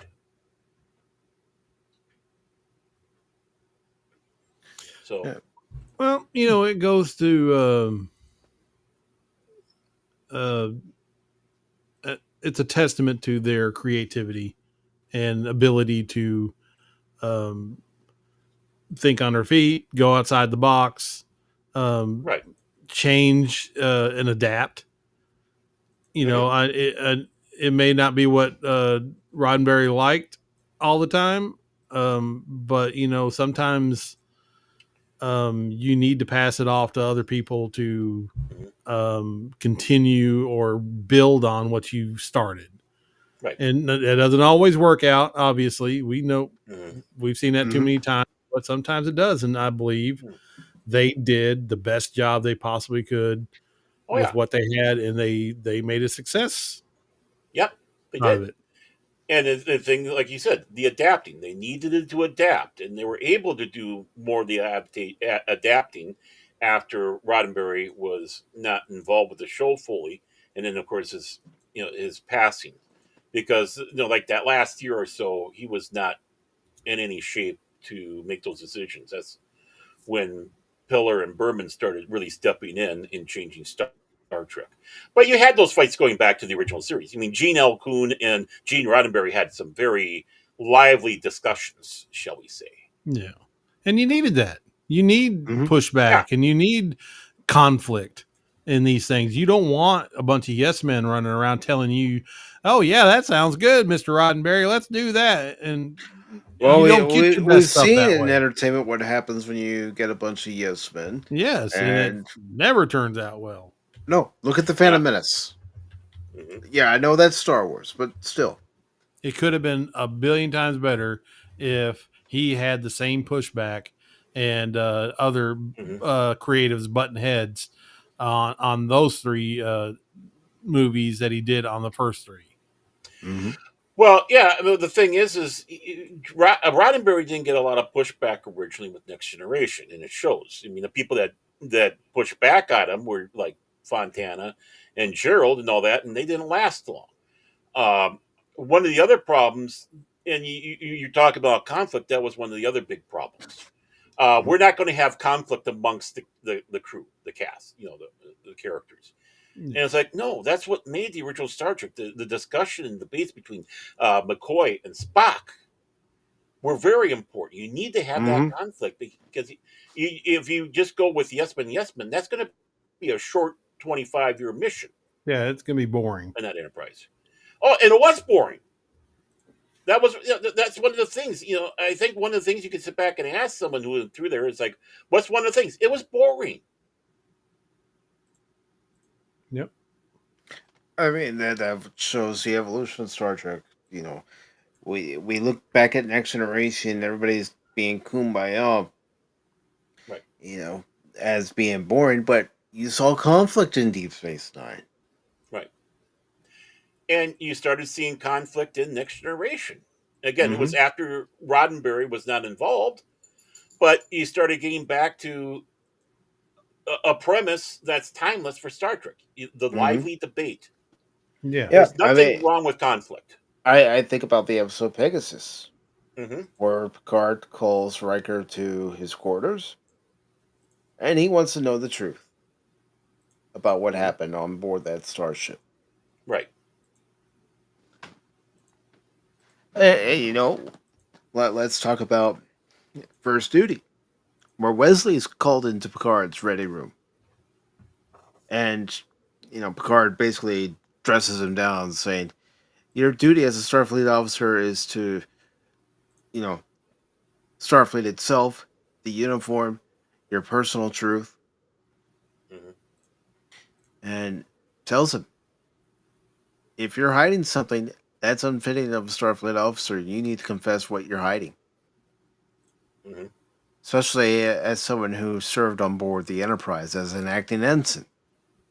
Right. The cream of the crop. Mm-hmm. The flagship. Yeah. Because not only are you bringing a bad name to yourself, you're also bringing a bad name to the Enterprise. Mm-hmm. Its captain and its crew. There's many times in these shows where they were at odds with each other. Like the episode where Data and Worf. Data was given command of Enterprise, Mm-hmm. and Worf was jealous, and they had some conflict, and he had to bring him into the ready room and dress him down. Mm-hmm. And then they had the other guy, or something. Well, it was another ship, but that didn't like Data and didn't like him being in command, and they were on a different ship. And Yeah, that was during unification. yeah, I mean, there's probably way more than that, but it's just the things that pop in your head because they were so poignant at the time, and it that's what's needed as far as human interaction in reality. People aren't always going to agree, and then personalities are going to conflict, and human emotions are going to get in the way of certain aspects of your your interactions with others. And you can't, like Baron said, you can't have the kumbaya all the time. Just No, it isn't realistic. Right. No, it's not. And real quick, I do want to thank Tommy and the Guinea Pig Collective for being here tonight. Really appreciate it, Tommy. I hope you feel better soon, brother. Yeah, it's a bummer not feeling good. See you, man.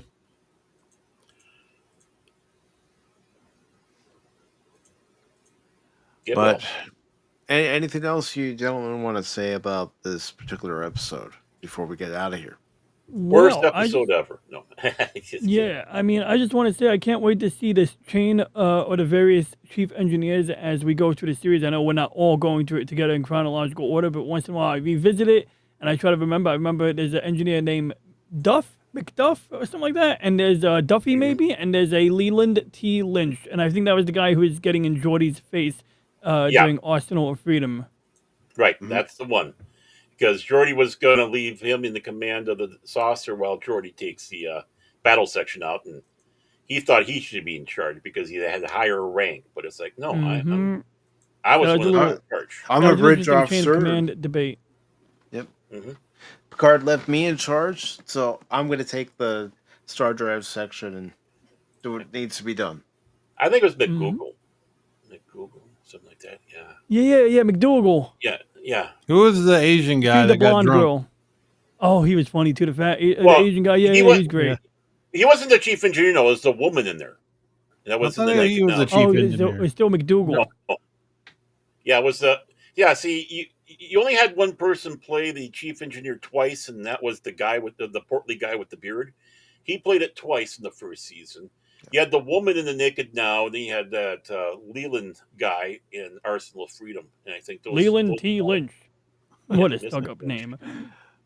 But I think that was their Baron, point. I know you have to Yeah, get I in got to your take off. runabout and Yeah, I had a blast with all you pick up guys. the Lone The Suffering, long but stuff. go ahead and promote what you got coming up on your channel. I really don't have anything going on.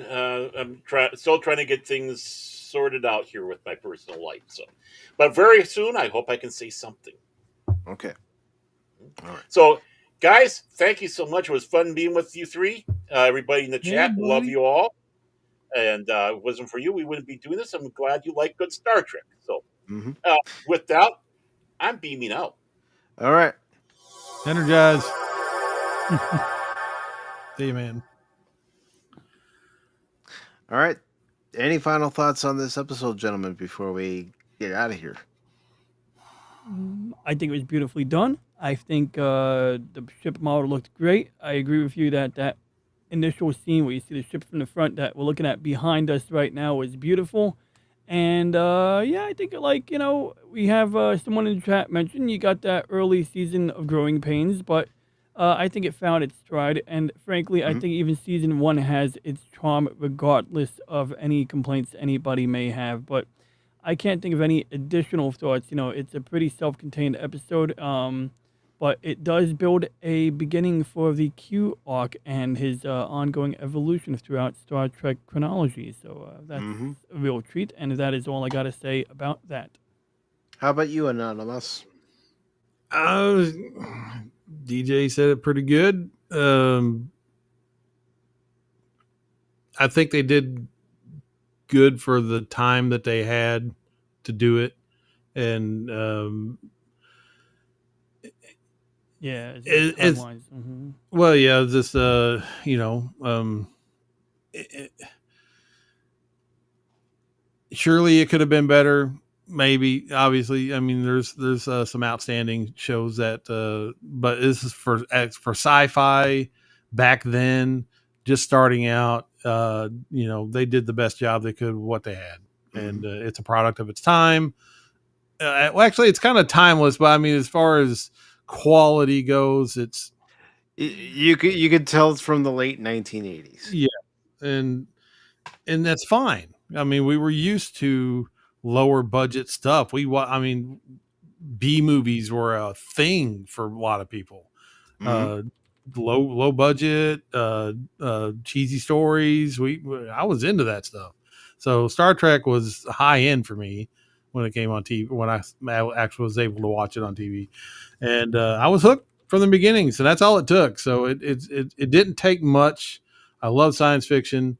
Uh, and I ate up whatever I could get my eyeballs on, and they did something right, and improved as time went on, and and we got what we got now, and they can't take it away from us. Mm-hmm. And my final thoughts on this episode: without this episode, we wouldn't have the media that we received in books, games, CDs, movies, spin-offs, you name it. It's all because of this series. So I am Mhm. grateful for this series. I am grateful for the fact that they were at least trying in season one. Yeah, they were trying and falling on their face. in some episodes, but there are some episodes in this first season that they actually managed to stay on their feet and run for a bit. Yeah. And it's so much with a lot of different shows. Like Stargate's first season wasn't great, but there was a few bangers in that first season, Yeah. and some of them weren't that good. But they got better. It's just a growing pains of a new series. Yeah. You just have to It take it. is. I can't speak for you guys, but by the end of Next Generation, when we got to all good things, I was sad to see it go. Yeah, it's like, man, it's over already. Well, But before we get out of here, gentlemen, I do want to thank you for joining me tonight. Of course, Baron, I also want to thank you because I know you're listening to this in your car, but thank you for joining us tonight. And, gentlemen, if you would like to promote yourselves, please go ahead. Oh, well, I would like to promote myself to a chief engineer or perhaps even admiral of the entire fleet. But aside, Admiral. thank you, Admiral. admiral. Yes, go for it. Name, rank, Chekhov, Pavel, Ah. rank, Admiral. And beyond that, the Monday show on Thursday. On Tuesday, I will be joining two people. I will be joining my friend LCX at around, I think, 12 p.m. 11 a.m. or 12 p.m. Eastern Time, but middle of the night their time in the Pacific Rim. Later that day, I will be joining Snacks and Friends. I will put that link in the chat as well, Snacks323, and we will be building Gundams because he's currently working on a custom Gundam unit. And so, we're going to work together on our respective projects. And being my birthday, it's very fitting to construct Gundams as I am indeed already promoted, as I am the Armored General for the Wupstotska Armed Forces. As you know, Wooper Trooper, the Supreme Leader, did promote me already. So I don't need to promote anything else, but I'll drop a couple of links into the chat right now. Please do. Please do. And in case I don't see you before your birthday, I hope you have a wonderful and happy birthday, brother. Oh, I thank you. Do I get glasses or Retinox? That's up to you. Okay. I'll check back. But make sure you get some whiskey. Some very Yes. old Scotch whiskey. I'll try to drink it with a Klingon while I'm at it. Well, get some green stuff. I hear the green stuff's good. I do want Yeah. to try the blue stuff, actually. I do want to make or buy a Romulan ale or make a mixed drink and call it Romulan ale. The real hard part is getting a bottle that looks like a Art Deco apartment building, Mm-hmm. You can do it. And let me just get Anonymous's links as well. I got links. Yes, you do. And while I'm grabbing your links, brother, go ahead and let everybody know what's coming up on your channel. Nothing. Absolutely nothing. But thanks for tuning in. But I would like to promote me and Cash Money and our torrid love affair. That I'm moving to California. Yes, to California, to Gavin Newsom's land. And me and Cash will live out our lives in blissful happiness as gay lovers. I'm picturing it now. I'm picturing you guys in a field holding hands and the flowers and that song like in the 60s. I forget how it goes, but you know what I'm talking about. You and me Dancing to the together tulips. now. Mm-hmm. I don't see that happening. I'm putting Anonymous's link in the chats right now. Yeah, I see you two being two Klingon warriors from two separate houses. Much It's like Romeo and Juliet, but much like the House of Moog and the House of Duras, yeah. doing battle constantly. The gay Klingon story.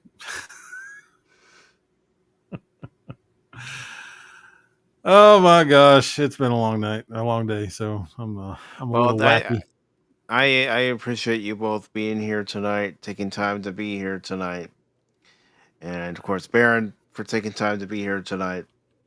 and everybody who has been here tonight. I really appreciate it.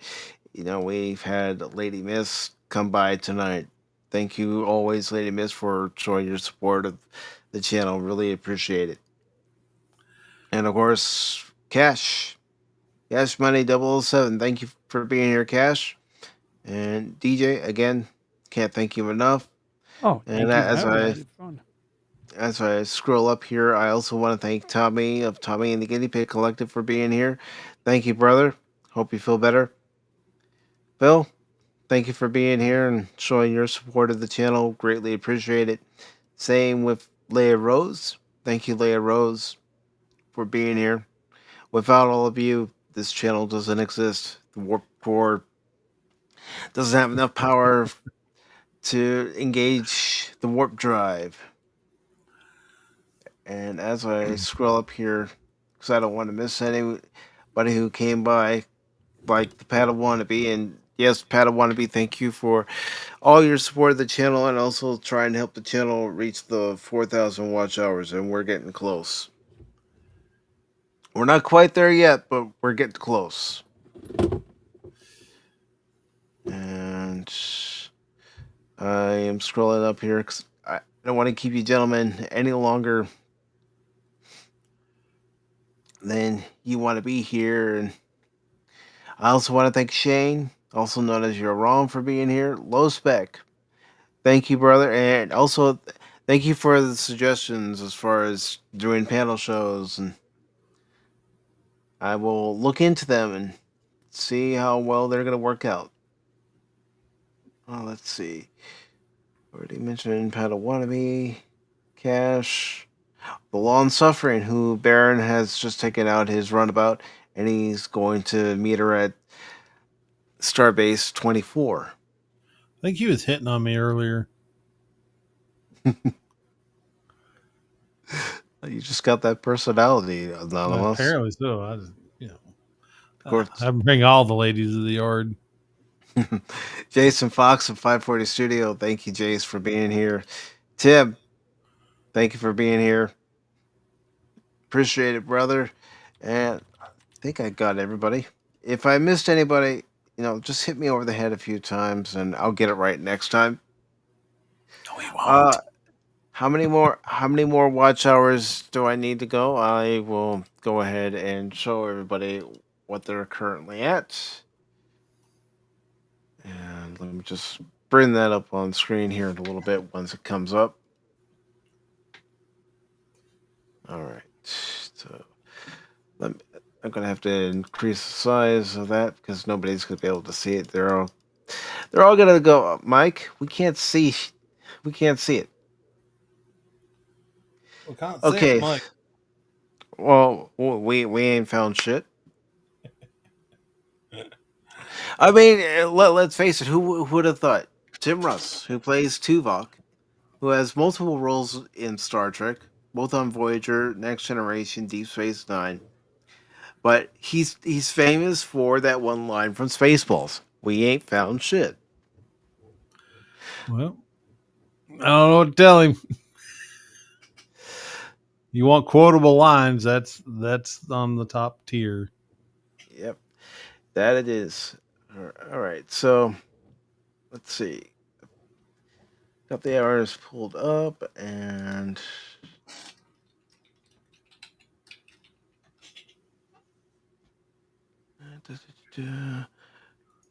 I'm just making sure I'm doing my math properly. That's why I'm double checking myself. Okay, so let me share my screen. This is where we are currently at as far as the watch hours are concerned for ad revenue on the channel. Let me bring this down and hide this message just for a little bit. This is where we currently sit. 3,689 valid public watch hours. I know sometime next month, I don't know exactly when next month it all resets. But we need 4,000 watch hours to be eligible for ad revenue.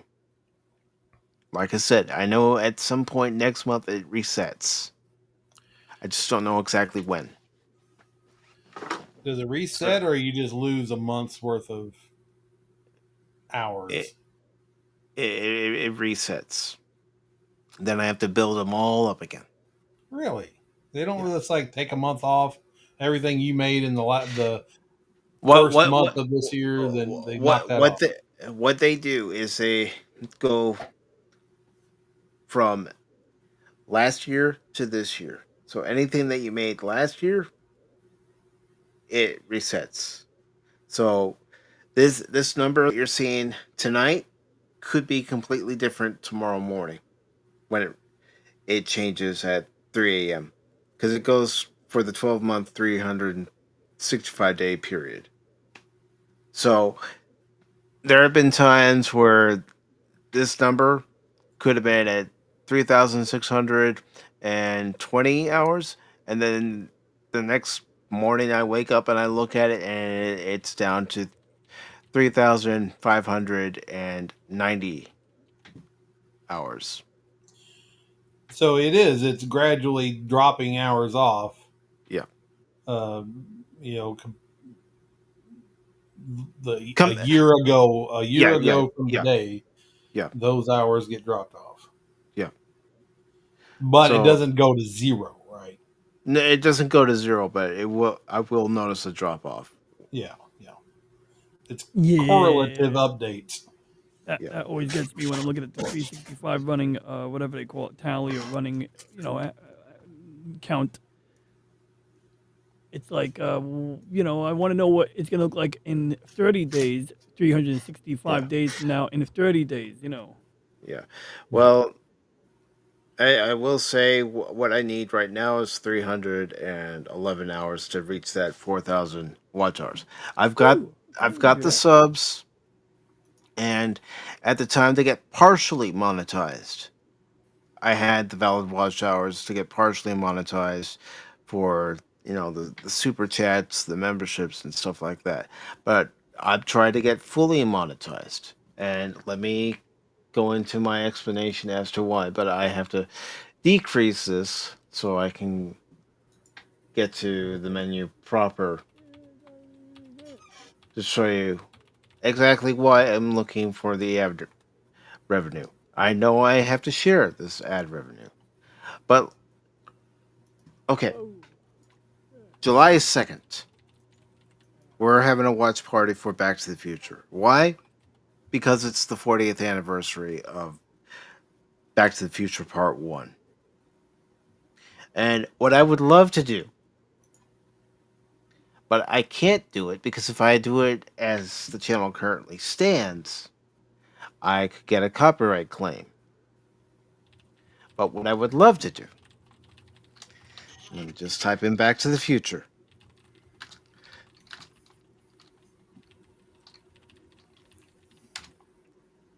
All right. So if I go to license available for Back to the Future, it comes up with several ones available that don't even sound like Back to the Future. But if I go to available to share revenue, I know this is from the Back to the Future Part 2 soundtrack. But if I get approved for the ad revenue, what I would like to do for that Back to the Future watch party is actually use the Back to the Future theme at the beginning of the intro for Pop Talk. And also do this for other special live streams.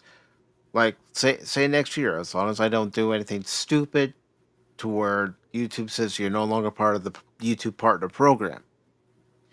I would love to celebrate Star Trek in style by using a Star Trek theme.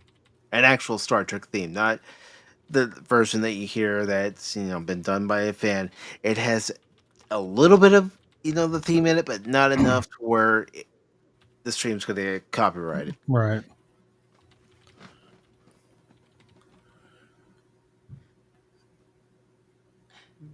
Makes sense. Because I would have loved for this past September's Transformers 40th anniversary stream to actually have been able to use one of the actual themes and create a special intro for that using that theme. I mean, as it is with the ones where you have to pay, you have to pay any of these amounts for any of these songs that you see here, and no, I no way in hell I'm paying what's essentially my mortgage. That's nice. That's not unreasonable at all. Forget that. But you know, even if I were to use any of these songs that are available, that's not $9.99, and you get to use it however many times you want. That's $9.99 for that one video.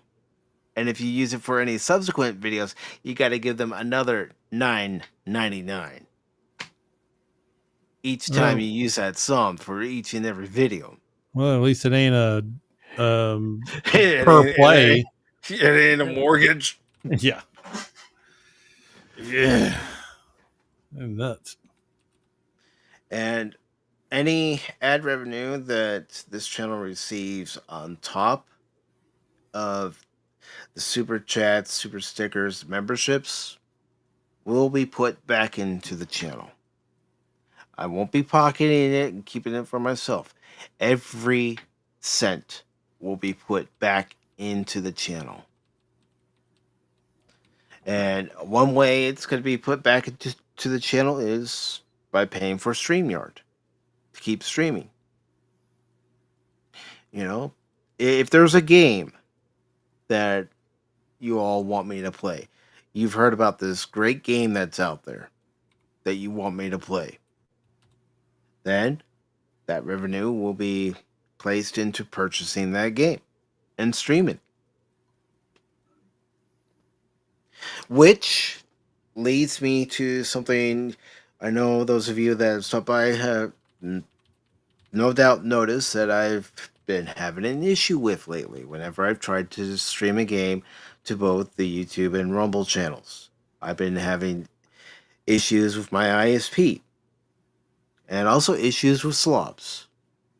Now, I will tell you that I did do a couple of tests. I did one last night, and I also did one this afternoon over on Twitch to see if the stream would be stable over on Twitch.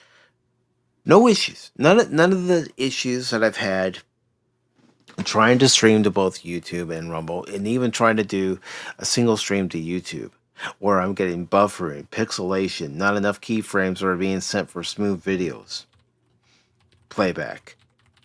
None of those issues over on Twitch like I'm getting over on YouTube and Rumble. And I've gone through all my settings. Trust me, I've gone through all my settings. I've even asked for advice from someone I know. And I've gone through it. And for some reason, I'm having an issue between YouTube, Rumble, and Slobs. And it doesn't even have to be that I'm doing the multi streams. It could be where I just try to do the test on one, and I still get those messages. Except over on Twitch. So I just want to let everybody know this is what I'm thinking. I will let you all know during tomorrow's Pop Talk what my decision has been made, because I've been thinking about this since those two tests have been successful.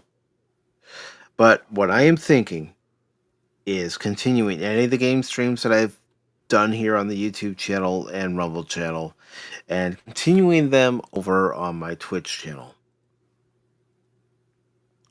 And I just want to know if you're all okay with that. Because what I am also thinking about doing, which I've already done for any channel members who are curious, is I will upload any Twitch gameplay that I've done to the channel. So you all can still see it. It just won't be live until I get things straightened out, to where I know I can stream over on YouTube and full confidence. So I'm going to put my Twitch channel's link into the chat for anybody who wishes to follow over there, because if I do end up doing the game streams this week, it'll just be 2 streams like it would normally be here on the YouTube channel and also the Rumble channel, and the time wouldn't change. It would still be 6 p.m. Eastern. But it, would you want to see the gameplay over there, or do you want me to just hold off until everything gets squared away? Oh, you can always experiment. Granted, I don't usually gravitate to Twitch, but I've been meaning to get in the habit of using it a little bit more because I got other friends who use it too. Mhm. Pop culture mechanic mainly. Yeah, pop culture mechanic uses it. I know a few people who use it along with their YouTube channel, their Kick channel, their Rumble channel. But that's just about one of the things I've been thinking about. Because I'll admit I've been frustrated, trying to get the streams going. Then I'm noticing the buffering, and you guys are watching. You're noticing the buffering. There there have honestly been times I've wanted to say a few things about it, but I've told myself bite your tongue.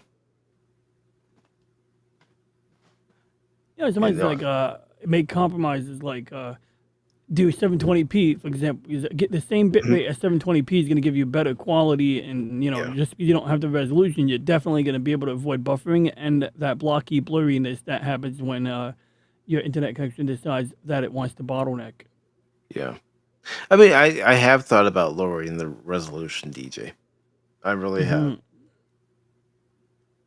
Hmm. Like sometimes I do experiment with streams when I used to have trouble where I would just try different settings to see what happens. And, I can even share, I've done it before. I shared screenshots, some of my screenshots give you an idea like of the settings I use maybe. I don't know. I see if you want to collaborate during the week, if we want to just experiment with a few things, let me know. Mhm. Well, I appreciate that, and I don't want anybody to think, "Well, are you just giving up?" No, I'm not. I'm not giving up. Don't be surprised if I just do a spur of the moment thing here on the YouTube channel, just to see if everything's gonna hold. That's why even Mm-hmm. the schedule that I put out is only limited to the 3 streams that I have scheduled on both the YouTube and Rumble channel. Of course, they'll also pop up on X, Mm-hmm. but because I've racked my brain. Gone through all the resources I can find to try to figure out what's going on. Even talking to my service provider, and they're all, everything seems fine on our end. What is it? Your equipment? No, I only just replaced the modem last year. I did speed test. It's running fine. Mm-hmm. So it's very odd to me. How much upload speed do you have?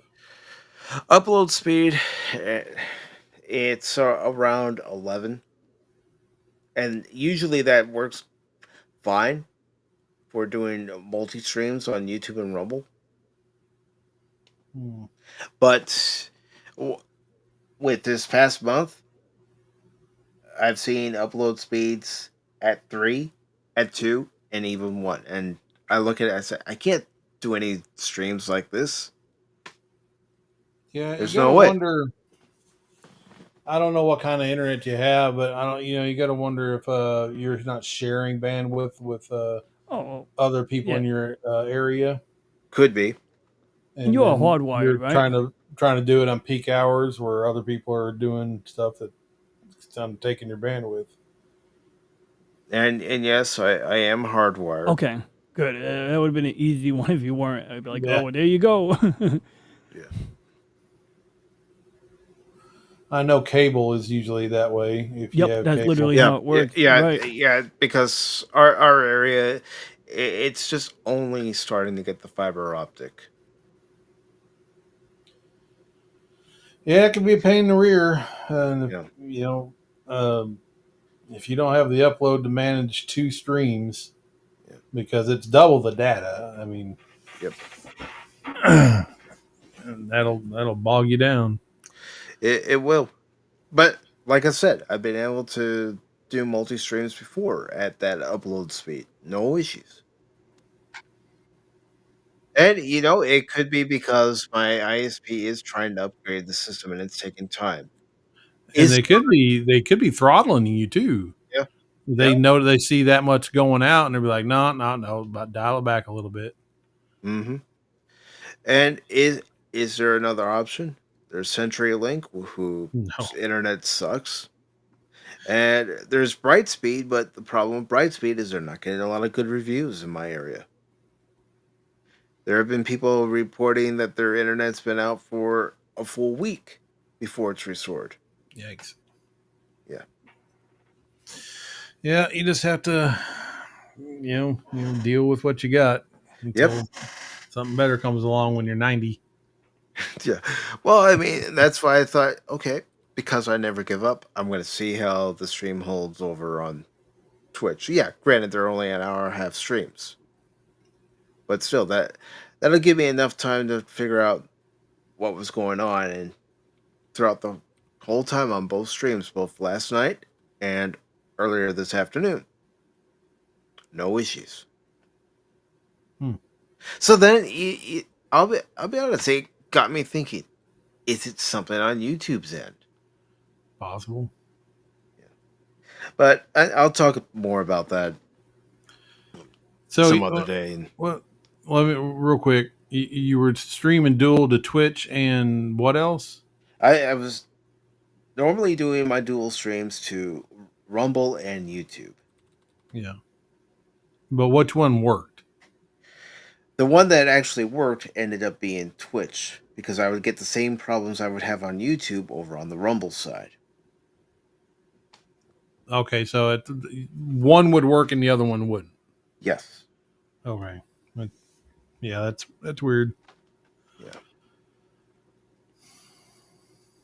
Can you do them individually? Just do a test stream to YouTube by itself, test stream to Rumble by itself, and And I have, and it's come back with mixed results. Sometimes I get those low bandwidth messages, frame rate messages. Then I've done test streams for 40 minutes, no issues.